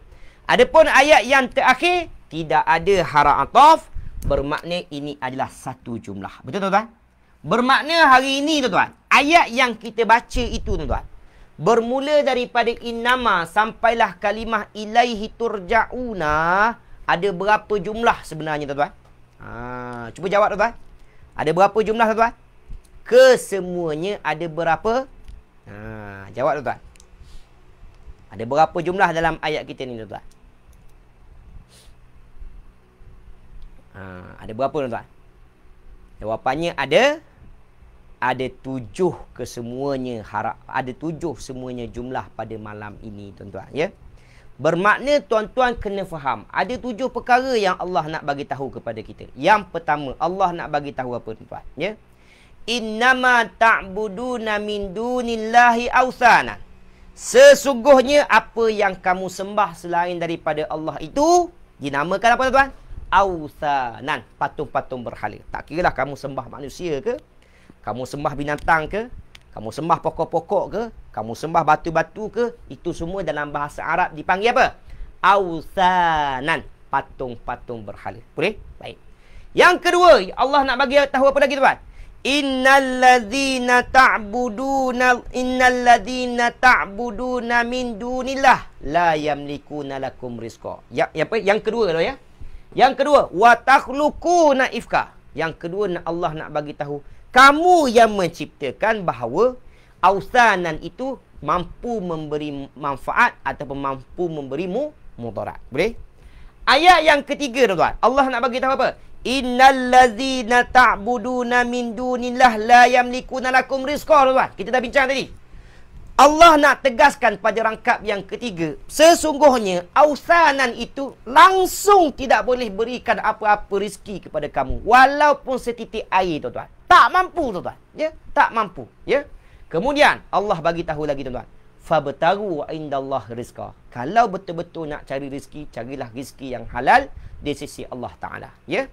Kemudian selepas kita dah cari rezeki di sisi Allah Taala, Allah kata apa tuan-tuan? Wa'buduh, sembahlah Allah. Ya. Janganlah kalau kita harta dah banyak tuan-tuan, kita leka tuan-tuan, ya. Sembahyang entah ke mana tuan-tuan. Betul tuan-tuan? Kadang-kadang antara perangai orang kita tuan-tuan, kalau dah senang, dia dah lupa diri. Betul tuan-tuan? Itu kita pernah dengar, ya. Ayat lupa diri tuan-tuan apabila dalam keadaan senang. Sepatutnya lagi senang kita tuan-tuan, lagi dekat kita Allah Taala. Boleh tuan? Yang ketujuh tuan, yang keenam tuan, Allah nak kata apa tuan? Washkurulah tuan, bersyukurlah kepada Allah. Ya. Bukan setakat sembah Allah Taala tuan, sebagai tanda syukur tuan. Apa dia tuan? Ulama kata tuan, keluarkan hak harta ataupun belanjakan daripada harta itu kepada orang lain. Washkurulah, bersyukurlah tuan. Ya. Yang terakhir tuan, ilaihi turja'un. Ya, baik. Ilaihi turja'un, ya, yang terakhir. Allah nak bagi tahu hanya kepadanya sahaja kamu kembali. Jadi Allah nak bagi tahu kesudahan apa yang kita bincang nanti tuan. Kesudahan apa yang kita bincang hari ini pergi ke mana tuan? Ilaihi turja'un. Last kita akan pergi pada Allah Taala. Ada hari perhitungan tuan. Ada hari perhitungan. Allah nak kaitkan semua perkara tuan dengan akhirat. Sebab itulah kita jangan lupa dunia. Allah minta kita cari dunia tuan. Fabtagu indallahi rizqa. Tapi ingat tuan, ilaihi turja'un. Samalah dalam doa yang kita selalu baca. Rabbana atina fid dunya hasanah. Itu doa Allah ajar supaya kita cari dunia tuan. Allah tak kata duduk saja-saja dekat rumah tuan. Cari, keluar cari dunia tuan, ya. Supaya kita boleh teruskan, supaya kita boleh beribadat kepada Allah dengan lebih baik. Betul tuan? Rabbana atina fid dunya hasanah wa fil akhirati hasanah. Akhirat pun kita kena cari. Cari dua-dua tuan-tuan. Itulah orang yang berjaya. InsyaAllah tuan-tuan. Ya. Mudah-mudahan tuan-tuan faham pada hari. Itu dari segi makna. Dari segi bacaan pula tuan-tuan, automatik ada 7 tanda wakaf. Ini selalu saya tekan dalam kelas kita tuan. Apabila dah boleh potong, ada 2 perkara. Makna dan juga tanda wakaf. Boleh? Tuan-tuan boleh baca nak berhenti apa yang kita potong tadi. Boleh tuan-tuan? Tak ada masalah. Innama ta'buduna min dunillahi awthana wa takhluquna ifka innalladzina ta'buduna min dunillahi la. Ayat tu panjang sangat kan? Kita boleh wakaf dekat la. Tapi kita faham ayat itu belum sempurna. Maka kena ulang. La yamlikuna lakum rizqa fabtaghu indallahi rizqa wa'buduh. Tak nak wakaf dekat sini, nak sambung tu lah. Boleh, silakan. Tapi nak bagi tahu, boleh tak kita nak wakaf? Boleh, tak ada masalah. Dari segi bacaan tajwid, tidak salah tuan. Ya? Wa'buduh. Boleh wakaf. Washkurulah. Tapi tak nak baca macam tu. Nak teruskan. Nafas kita panjang. Wa'buduhu washkurulah. Boleh, tak ada masalah.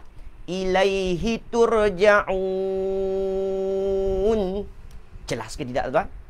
Saya hanya membantu tuan-tuan supaya tuan-tuan boleh nampak apa matlamat daripada kita belajar bahasa Arab, ya.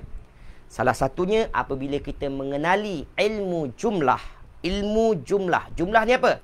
Kita boleh faham ayat itu sempurna ke tak sempurna. Mengikut struktur bahasa Arab. Jelas ke tak jelas? Tulis di ruangan komen. Jelas ke tak jelas pada malam ini? Ya. Itu salah satu manfaat daripada apa yang kita belajar. Kenapa perlu tahu potong-potong ayat itu. Ya. Harap-harap terjawab sebahagian. Baru sebahagian jawapan untuk Tuan Fudin. Ya. InsyaAllah. Okey, tulis di ruangan komen.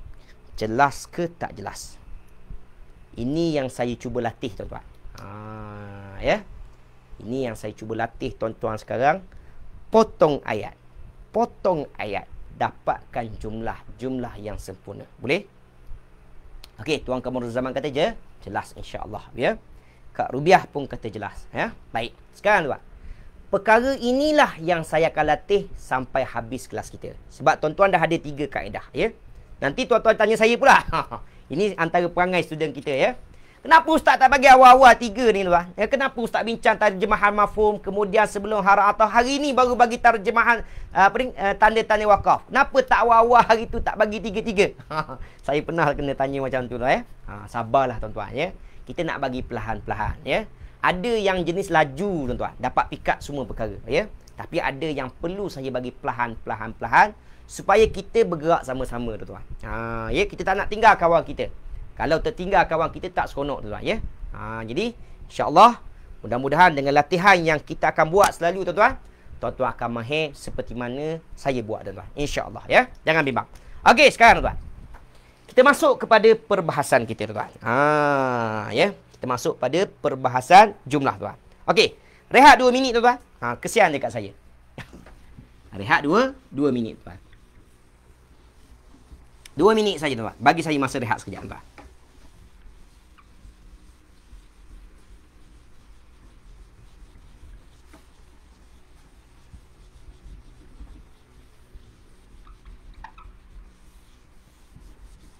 Okey, ada apa-apa soalan boleh tanya saya dulu. Ya, kita buka soalan bebas, tuan. Ya. Okey. Elok perlahan-perlahan, Ustaz. Ya, betul. Kita akan bagi perlahan-perlahan, ya. Kita akan bagi semua, jangan bimbang. Janji saya dekat tuan-tuan, 90% kaedah bahasa Arab saya bagi. 90%, tuan-tuan. Dalam tempoh 8 bulan, tuan-tuan, ya. Satu tempoh yang cukup pendek, tuan-tuan. Bayangkan 8 bulan, ya. Kalau ikut pertemuan kita hanya 32 pertemuan saja. Seminggu sekali sahaja, tuan-tuan, ya. Jadi seminggu sekali supaya tuan-tuan tak stres. Tapi belajar istiqomah, tuan-tuan, ya. Hanya 1 hari dalam seminggu. Ya. Jadi seminggu nak sampai seminggu lagi sepatutnya kita study, ya. Itu sepatutnya. Tapi tuan-tuan tak buat, betul, tuan? Itu biasa, tuan-tuan, ya. Itu biasa. Tapi yang penting jumpa minggu depan, tuan-tuan ingat balik, boleh jawab balik apa yang saya tanya, ya. Okey, insya-Allah. Okey, 1 minit lagi, tuan-tuan. Bagi saya peluang rehat sekejap, tuan, ya. Boleh tahan, ya. Okey. Soalan bebas, Ustaz. Ya, boleh soalan. Boleh. Kalau Tuan Fudin ada soalan boleh tanya. Tak ada masalah. Hari tu Tuan Fudin tanya, ya. Tasbih kafarah ke kifarah? Saya dah kata dah. Ya. Okey. Jawapan yang tepat ialah tasbih kafarah. Kalau ikut, ya, kalau ikut sebutan yang asal yang betulnya ialah tasbih kafarah, ya. Dan kifarah ni, tuan-tuan, ya, kalau ikutnya saya cari kifarah ni bahasa Arab tak ada kifarah, tuan-tuan, ya. Yang ada kafarah. Tapi oleh kerana orang Melayu kita kan, dia dah selalu sebut kifarah, kafarah ni, jadi kita kira sama je, tuan-tuan, ya, tak ada masalah. Dia dah jadi adab dalam rakyat kita, ya, adab dalam masyarakat Melayu kita. Tasbih kifarah ataupun tasbih kafarah, dua-dua sama je lah, tuan-tuan, ya. Saya kira sama sahaja, tuan-tuan, ya. Jadi yang sebenar-benar mengikut kaedah bahasa Arab, sebutan asalnya ialah kafarah, ya. Mungkin ada saya jumpa, tuan-tuan, ya, ada saya jumpa dalam huraian yang lain, ada yang kata kafarah ni maksud lain, kifarah maksud lain, ya. Baik. Setakat yang saya kaji, setakat yang tanya sahabat-sahabat Arab saya, tuan-tuan, kifarah ini macam tak ada makna. Ya, macam tak pernah ada, tuan-tuan, ya. Tapi oleh kerana mungkinlah orang Melayu kita kan, dia jumpa perkataan kafa alif rota kan. Jadi nak baca macam mana ni? Nak baca kifarah ke kafarah ke macam mana? Ya. Jadi soalan untuk Tuan Fudin. Soalan bebas ya. Jawapan yang sebetulnya sebutannya ialah tasbih kafarah. Yang ni ada dalam hadis Nabi SAW. Ada hadis Nabi ya. Tuan-tuan boleh cari, boleh taik tasbih kafarah. Boleh? Adapun kifarah tidak ada makna. Ya. Kafarah ada, kifarah tak ada ya. Walaupun asal daripada perkataan kafarah ya. Kafarah ni maksudnya kufur ataupun hapuskan. Gimana makna kafarah tu ya. Okey. Cuma perkataan kifarah tidak ada dalam bahasa Arab ya. Kalau ada pun dia macam ada tak ada makna gitu.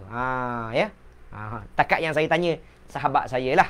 Jadi kalau saya salah, sahabat saya pun salah jugalah. Jadi supaya kita dapat kongsikan ya.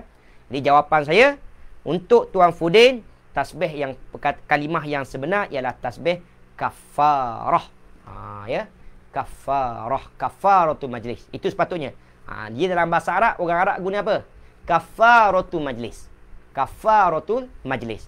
Tasbih kafarah itu sepatutnya dinisbahkan kepada doa kafaratul majlis. Ya. Harap terjawab untuk soalan Tuan Fudin. Okey.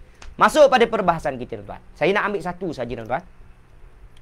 Bismillahirrahmanirrahim. Allahumma arhamna bil Quran waj'alhu lana imaman wa nuran wa hudan wa rahmah. Allahumma zakkirna minhu ma nusina wa 'allimna minhu ma jahilna warzuqna tilawatahu ana al-laili wa atrafan nahar waj'alhu lana hujjatan ya rabbal alamin. Wa sallallahu ala sayyidina Muhammad wa ala alihi wa sahbihi wasallam. Baik tuan-tuan yang dirahmati Allah sekalian. Poin saya untuk kelas kita pada pagi ini, pada malam ini tuan-tuan, ialah kita nak tekankan cara penggunaan 3 kaedah yang saya dah bagi pada tuan-tuan. Boleh? Walaupun minggu lepas kita dah guna lebih-lebih kurang tuan-tuan, tapi hari ni saya nak tuan-tuan yakin cara penggunaan 3 kaedah yang saya berikan. Boleh tuan-tuan? Mula daripada tanda wakaf, tuan-tuan dah kenal semua tanda wakaf dalam Al-Quran. Kemudian pergi kepada sebelum haraf ataf, tuan-tuan dah belajar ada 5 haraf ataf. Cuma tuan-tuan perlu beringat tuan-tuan, sebelum haraf ataf tidak tepat 100% ya. Baik. Dan yang ketiga barulah terjemahan mafhum. Itulah kaedah yang paling terbaik sebenarnya. Kalau tuan-tuan betul-betul dah menguasai kaedah yang ketiga itu, iaitu terjemahan mafhum, automatik kaedah sebelum haraf ataf dan juga tanda-tanda wakaf itu tuan-tuan tak perlu lagi. Boleh tuan-tuan? Okey, sekarang tuan, tengok lagi dekat depan. Kita dah potong ayat kita menjadi 7 jumlah tadi. Betul? Okey. Bermakna tuan-tuan, jumlah dalam bahasa Arab ada 2. Betul tuan-tuan? Kita dah ulang ya. Kita dah ulang selalu ya supaya tuan-tuan nampak. Yang pertama jumlah ismiyah. Yang kedua ialah jumlah fi'liyah. Kalau dimulai dengan kalimah fi'il. Yang penting tidak ada jumlah harfiah. Jadi kalau jumpa kalimah haraf, abaikan. Boleh tuan-tuan? Okey. Jumlah ismiyah tuan-tuan kena cari berapa perkara? 2 perkara. Iaitu subjek dan juga predikat. Betul tuan-tuan?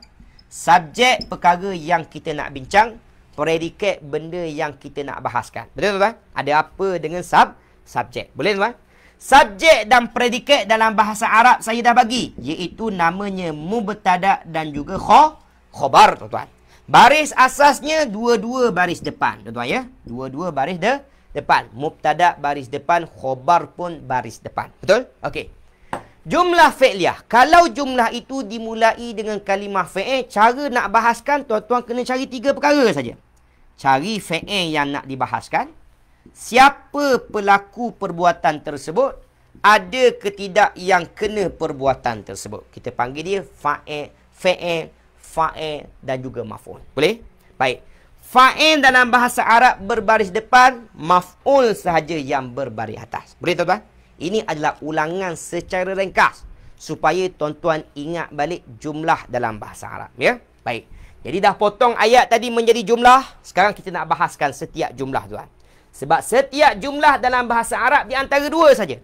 Sama ada dinamakan jumlah ismiyah ataupun jumlah fi'liyah. Maka kalau tuan-tuan kata dia jumlah ismiyah, maka tuan-tuan kena faham. Dalam bahasa Arab, dia ada istilah subjek dan predikat. Ada perkara yang nak dibincang, ada yang menjelaskan, yang menerangkan, yang menceritakan ada apa dengan subjek. Itu jumlah ismiah. Boleh? Dan kalau tuan-tuan kata dia jumlah fi'liyah, maka kena faham. Kena cari 3 maklumat. Yang pertama, apa fi'il yang nak dibincangkan? Siapa yang melakukan perbuatan tersebut? Ada ke tidak yang kena perbuatan tersebut? Jelas ke tidak, tuan-tuan? Tulis di ruangan komen.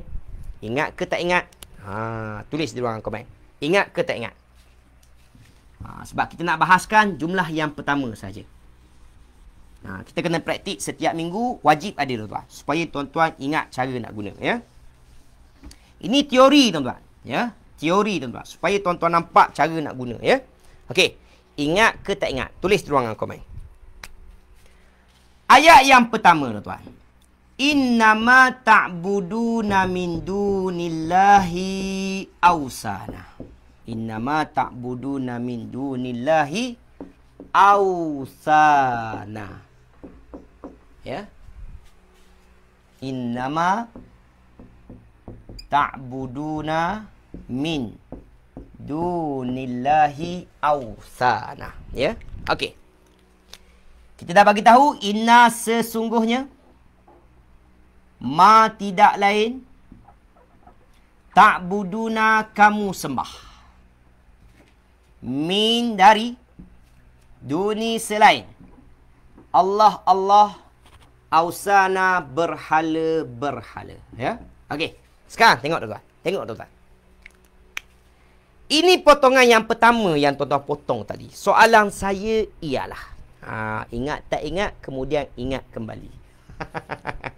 Tak mau masyarakat main ingat tak ingat, ya. Tak apa, insya-Allah ingat nanti, ya. Benda yang simple lah, ya. Benda yang simple, ya. Okey. Sekarang tengok dekat depan. Ayat kita pada malam ini, tuan-tuan, yang saya tulis dekat depan, innama ta'buduna min dunillahi awsana. Ini jumlah ismiyah ke fi'liyah? Okey, jawab tuan-tuan. Jumlah yang pertama, ismiyah ke fi'liyah? Baik, Tuan Aziz kata jumlah ibtidaiyah itu apa dia, Ustaz? Baik, jumlah ibtidaiyah, dia dah masuk perbahasan yang lebih mendalam, ya. Baik, cuma Tuan Aziz, untuk Tuan Aziz saja, yang lain abaikan, ya. Jumlah ibtidaiyah tu permulaan. Maksudnya jumlah itu berada di permulaan ayat. Itu kita panggil dia jumlah ibtidaiyah. Tapi ada kegunaannya, yang tu kita bincang kemudian. Cuma untuk soalan Tuan Aziz, jumlah ibtidaiyah maksudnya rangkap permulaan. Boleh? Ya. Dia perbincangan yang sama. Tapi sebelum masuk kepada jumlah ibtidaiyah, tuan-tuan kena faham apa dia jumlah ismiyah dan juga fi'liyah. Baik, ahsantum. Jadi dia adalah jumlah fi'liyah. Okey, sekarang. Kalau tuan-tuan kata dia adalah jumlah fi'liyah, bermakna tuan-tuan kata jumlah ini dimulai dengan kalimah fi'il. Betul tuan-tuan? Baik. Soalan saya, mana kalimah fi'il yang pertama dalam ayat kita? Jawab tuan-tuan. Ya. Yang ayat setengah jam yang terakhir ni kita nak praktikkan ayat kita. Ayat kita mudah saja. Cuma kita nak tuan-tuan jawab betul-betul. Yang ni saya akan tanya jawab, tanya jawab, ya. Pastikan tuan-tuan standby untuk type di ruangan komen. Okey, soalan saya sekarang. Innama ta'buduna min dunillahi. Tuan-tuan kata ini adalah jumlah fi'liyah. Bermakna jumlah ini dimulai dengan kalimah fi'il. Baik, saya nak tanya tuan-tuan. Mana kalimah fi'il yang pertama? Jawab ringkas-ringkas saja tuan-tuan. Pastikan tuan-tuan jawab saja. Saya nak buat kepastian saja. Sebab kelas kita ni 25 orang. Ramai juga, ya. Baik. Ta'buduna. Ahsantum. Fi'il kita ialah kalimah ta'buduna. Kalimah apa tuan? Kalimah ta'buduna. Kamu sembah. Dia fi'il apa ni tuan? Dia adalah fi'il mudhari' tuan. Sebab apa fi'il mudhari'? Sebab tidak ada telah. Ya. Ustaz, macam mana nak kenal fi'il ni? Nak kenal fi'il madi mudhari' kalau tak ada terjemahan, sabar, tak sampai lagi. InsyaAllah, ya. Semakin dekat tuan-tuan, ya, semakin dekat. Cuba kita nak tuan-tuan selesai masalah-masalah yang ni dulu. Nak kenal fi'il mudah je tuan-tuan. InsyaAllah, mudah tuan-tuan, ya. Cuba permulaan tuan-tuan tahu ta'buduna dia adalah fi'il mudhari' sebab tidak ada telah, ya. Okey, sekarang tuan. Kalau betul ta'buduna ini adalah kalimah fi'il yang pertama, Habis tu sebelumnya tuan-tuan ada kalimah innama ni tuan-tuan. Innama ni tuan, ya. Inna, ada kalimah inna, ada kalimah ma ni tuan-tuan, ya. Inna dan juga ma ni, tuan-tuan nak panggil dia kalimah apa ni tuan-tuan? Ya. Kalimah inna dan juga ma. Tuan-tuan nak panggil dia kalimah apa tuan-tuan? Saya nak tuan-tuan jawab dengan detail. Kalau dia kalimah isim, mana bukti inna ataupun ma itu adalah kalimah isim? Jawab terus dulu. Kalau tuan-tuan kata innama ini adalah kalimah fi'il, inna itu fi'il apa? Madi ke mudhari' ke amar, ma itu fi'il madi ke mudhari' ke amar. Boleh? Kalau tuan-tuan nak kata dua-dua itu adalah kalimah haraf tuan, maka cuba jelaskan. Inna itu tuan-tuan nak panggil dia haraf apa? Ma itu haraf apa? Sebut dengan detail tuan. Sekarang tuan-tuan dah faham. Ayat kita pada malam ini dimulai dengan kalimah ta'buduna. Dia adalah kalimah fi'il yang pertama. Baik, sekarang innama sekarang. Masalah kita ialah masalah innama tuan-tuan. Dia ada dua kalimah yang sebelumnya. Dia adalah kalimah haraf. Baik, sekarang jelaskan dekat saya. Kalau betul tuan-tuan kata inna dan juga ma ini dua-dua adalah kalimah haraf tuan-tuan. Tuan-tuan nak panggil dia haraf apa ni tuan-tuan? Inna haraf apa, ma haraf apa? Pandai sangat. Kita dah belajar.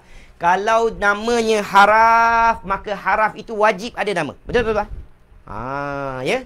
Kalau inna dan juga ma itu adalah kalimah haraf, maka perkara yang wajib tuan-tuan jawab ialah apa nama haraf tersebut? Pandai sangat sebut haraf ni tuan. Haraf apa tuan-tuan? Ya. Jawab dua-dua tuan. Inna haraf apa? Ma haraf apa? Pandai sangat ni ya. Inna terjemahannya sesungguhnya. Ma terjemahannya tidak tuan. Ahsantum. Ya. Jadi inna ini adalah haraf taukid. Haraf taukid tuan. Itu haraf penegasan. Betul tuan? Kita dah belajar.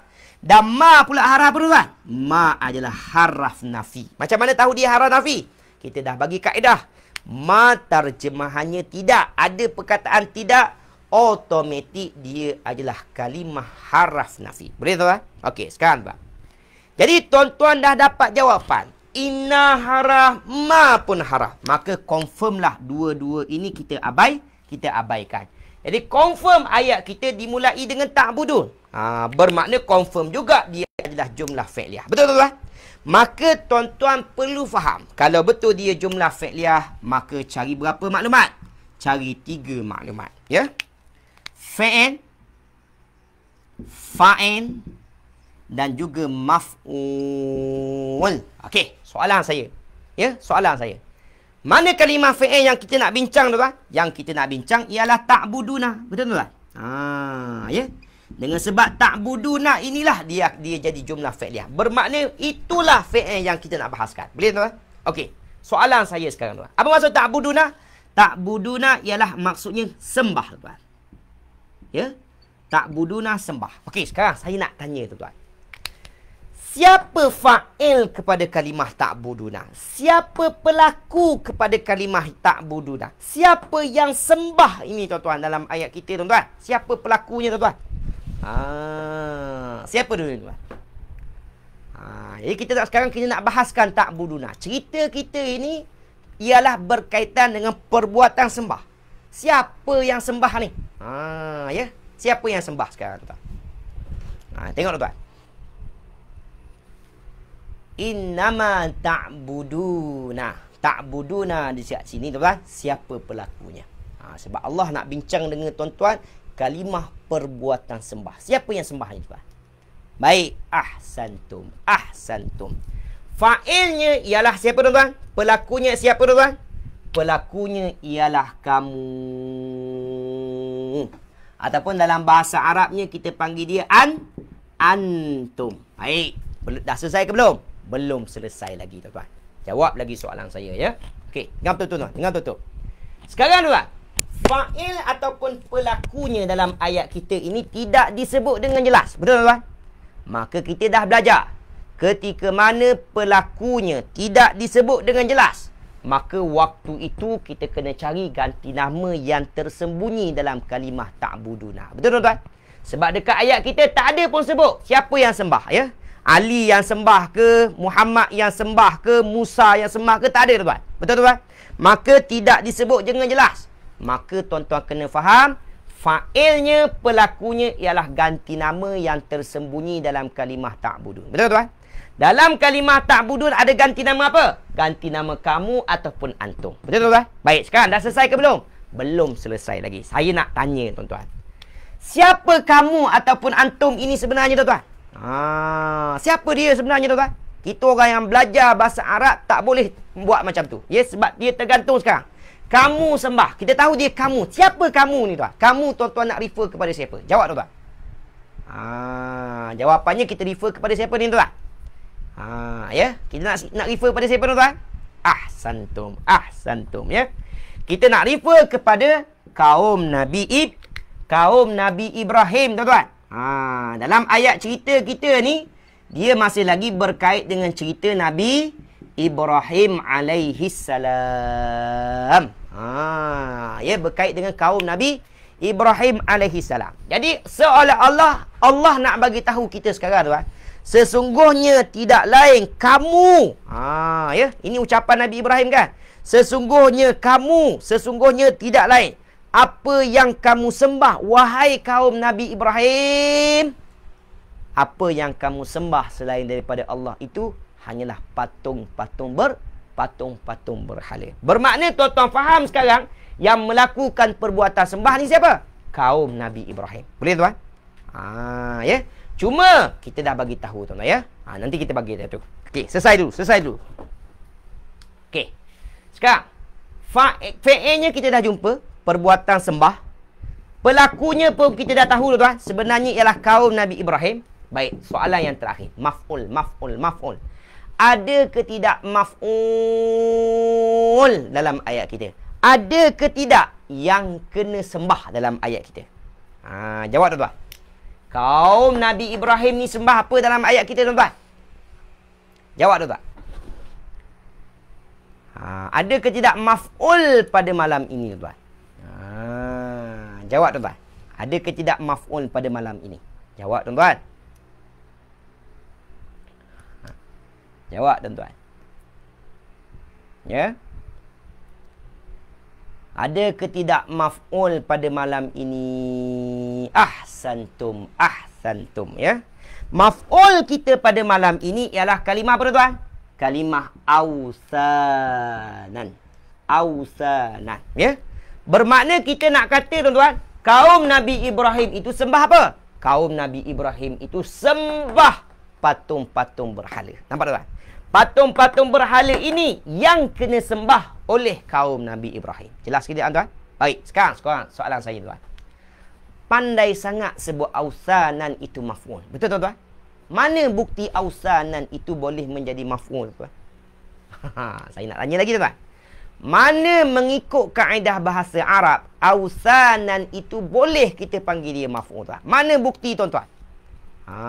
Ya, mesti ada bukti mengikut kaedah bahasa Arab tuan. Ya.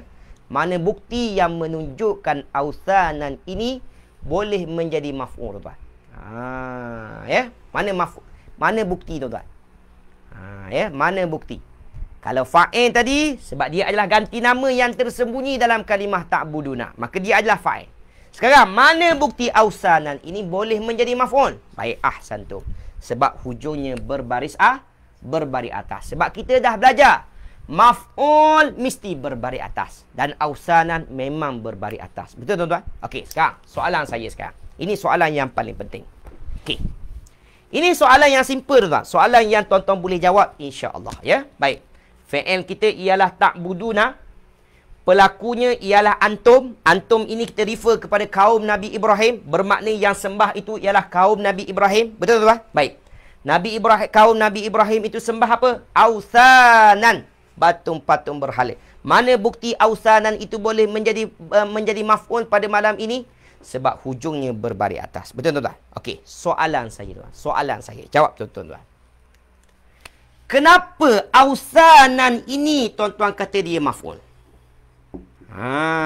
Jawab soalan saya ya. Baik. Kenapa tuan-tuan tak kata min dunillahi ini maf'ul tuan? Kenapa tuan? Jawab tuan.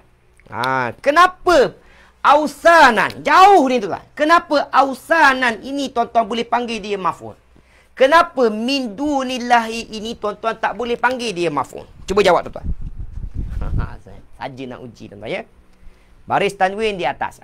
Jangan jawab baris tanwin di atas Tuan Aziz. Jawab jawapan yang tepat, hujungnya berbaris atas. Itu bukti yang paling kukuh yang menunjukkan dia adalah maf'ul. Boleh? Sebab maf'ul dalam bahasa Arab mesti berbaris atas. Dan ausanan memang berbaris atas. Sekarang saya nak tanya soalan tuan-tuan. Kalau tuan-tuan tengok ayat kita je, tengok ayat kita apa ya? Innama ta'buduna min dunillahi ausanan. Kenapa ausanan itu yang tuan-tuan boleh panggil dia maf'ul? Kenapa min dunillahi itu tuan-tuan tak boleh panggil dia maf'ul? Kenapa tuan-tuan? Jawab tuan-tuan. Kenapa tuan-tuan? Yang tu saya nak bahaskan dengan tuan-tuan sebenarnya. Ya. Ta'buduna ausana ni adalah perkara yang biasa kita jumpa. Yang tak biasa jumpa min dunillahi ini tuan. Kenapa min dunillahi ini kita tak panggil dia maf'ul? Kenapa tuan-tuan? Tiba-tiba kita lompat tuan-tuan pergi kepada ausanan itu. Ausanan itu yang menjadi maf'ul. Kenapa min dunillahi itu tidak jadi maf'ul? Kenapa tuan-tuan?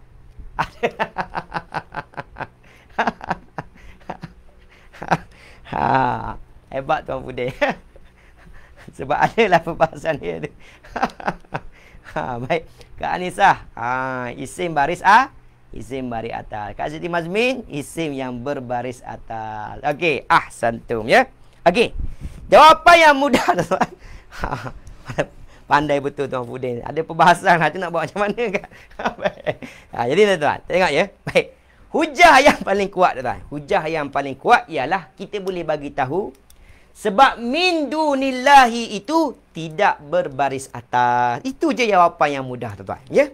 Sebab kita dah belajar tuan. Maf'ul mestilah berbaris atas. Betul tuan?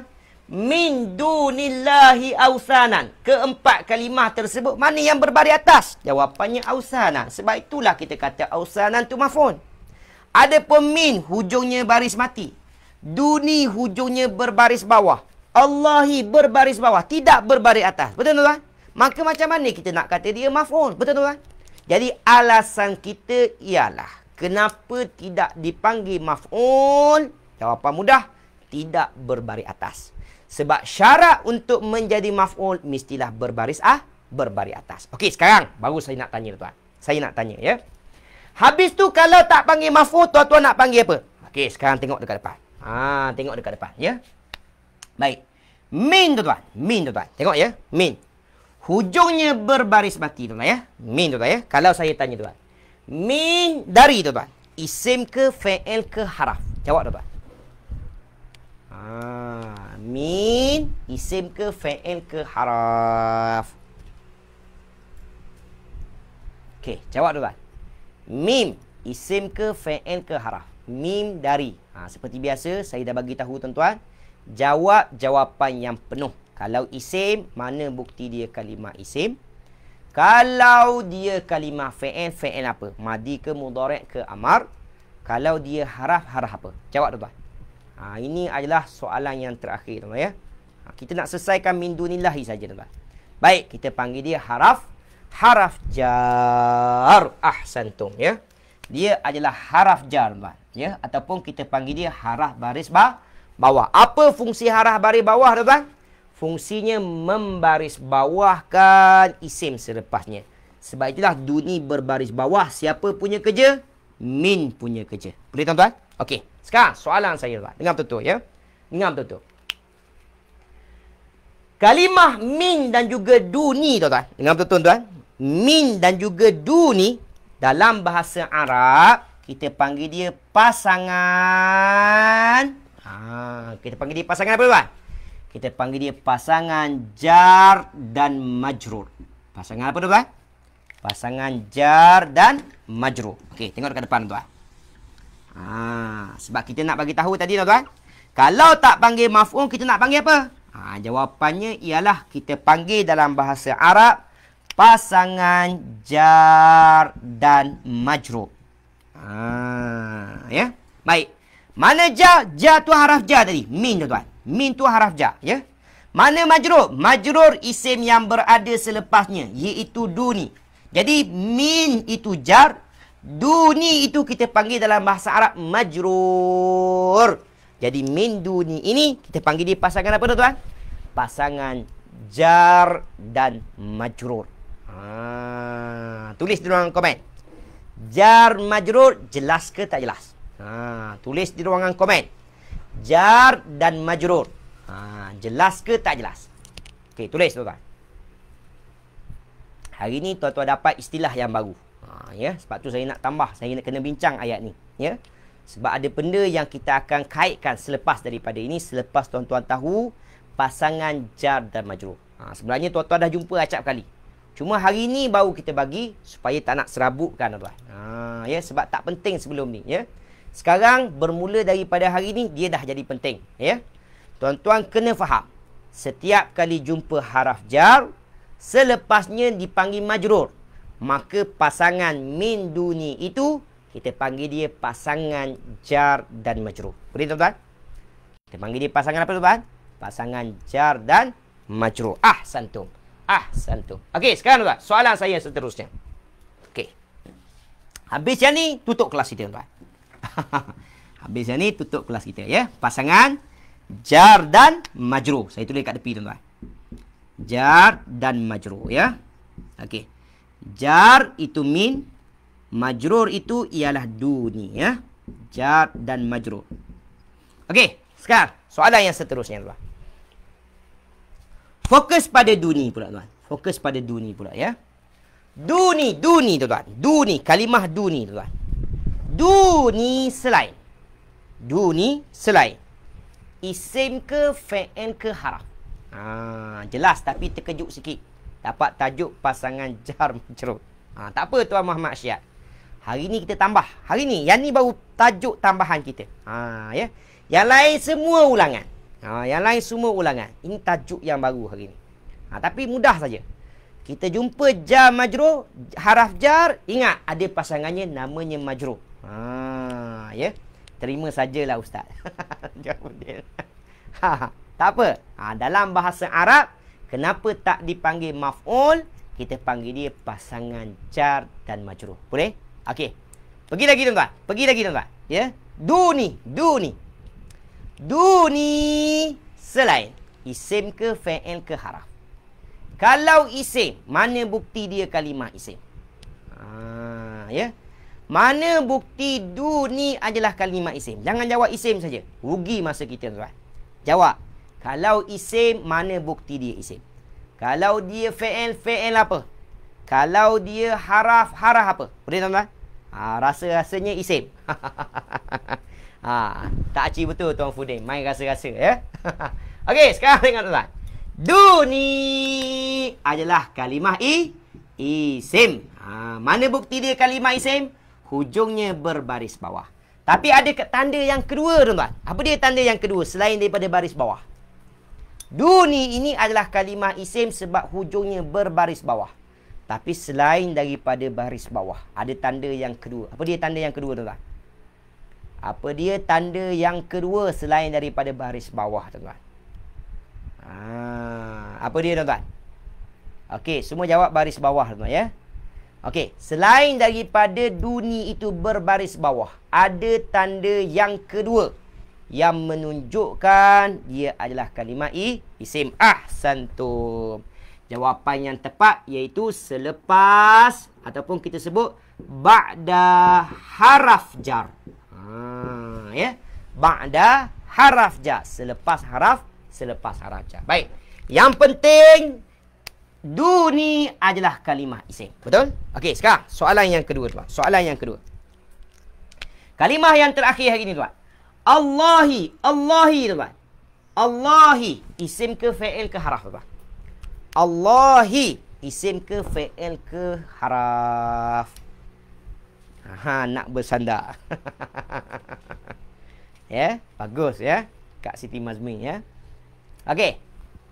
Allahi pula tuan. Allahi tuan. Allahi, Allah. Isim ke fi'il ke haraf? Okey, jawapannya ba'da haraf jar, selepas haraf jar. Okey, kalimah Allah pula tuan. Allahi.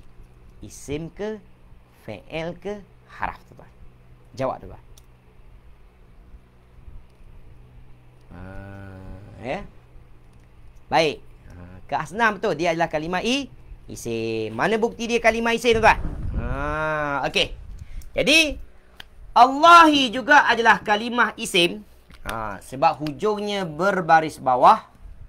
Ya, hujungnya berbaris bawah. Yang kedua ada alif lam di pangkal ya. Baik, sekarang tuan. Poin penting saya ialah Duni dan juga Allahi pula tuan-tuan. Kita panggil dia dua isim yang berdampingan. Betul tuan? Dua isim yang berdampingan. Kita dah belajar dua isim yang berdampingan dalam bahasa Arab ada dua pasangan. Pasangan yang pertama pasangan zat dan sifat. Pasangan yang kedua ialah pasangan sandar menyandar, ataupun kita panggil dia pasangan mudhaf mudhafun ilaih. Jadi soalan saya tuan-tuan ya. Jawab tuan-tuan. Dunillahi, kita panggil dia pasangan zat sifat ke pasangan sandar menyandar ataupun mudhaf mudhafun ilaih? Jawab tuan-tuan. Ya, jawab tuan-tuan. Okey, kita ada masa sikit lagi tuan-tuan. Sikit lagi. Insya-Allah sempat tuan-tuan ya. Ialah pasangan apa tuan-tuan? Dia adalah pasangan mudhaf mudhafun ilaih ya. Okey. Sekarang tuan-tuan ada dua pasangan dalam ayat kita hari ini ya. Dia adalah pasangan mudhafun ilaih. Ataupun kita panggil dia sandar menyandar. Sandar menyandar ya. Okey, sekarang tuan. Kita dah bagi tahu tuan-tuan, ya, fungsi isim yang kedua menjelaskan maksud isim yang pertama. Betul tuan-tuan? Bermaksud isim yang pertama itu dia menyandar kepada kalimah isim yang kedua. Betul tuan-tuan? Baik. Jadi, sesungguhnya tidak lain apa yang kamu sembah selain apa ni tuan-tuan? Jadi makna itu seolah-olah tergantung. Betul tuan-tuan? Maka perlu berhajat kepada isim yang kedua, iaitu selain Allah. Jadi Allah menjelaskan selain apa yang kita nak tuan-tuan ya. Boleh tuan-tuan? Okey, sekarang yang terakhir tuan-tuan, yang terakhir ya. Baik, sekarang saya nak bahaskan baris sedikit tuan-tuan ya. Kita dah bahaskan cuma sebagai ingatan bersama ya. Saya dah bagi tahu tuan-tuan, sandar menyandar, sandar isim yang pertama, menyandar isim yang kedua. Betul tuan-tuan? Ya. Sandar isim yang pertama tidak ada baris asas. Betul? Dia boleh berbaris depan, boleh berbaris atas, boleh berbaris bawah. Dia tak ada baris asas, tuan. Boleh? Yang tuan-tuan perlu faham hanyalah kalimah yang kedua, menyandar. Boleh, tuan? Menyandar ada baris asas. Baris asasnya ialah berbaris bawah. Boleh, tuan-tuan? Jadi, kenapa Allahi berbaris bawah pada hari ini? Jawapannya sebab dia adalah menyandar ataupun mudhafun ilaih. Boleh tuan-tuan?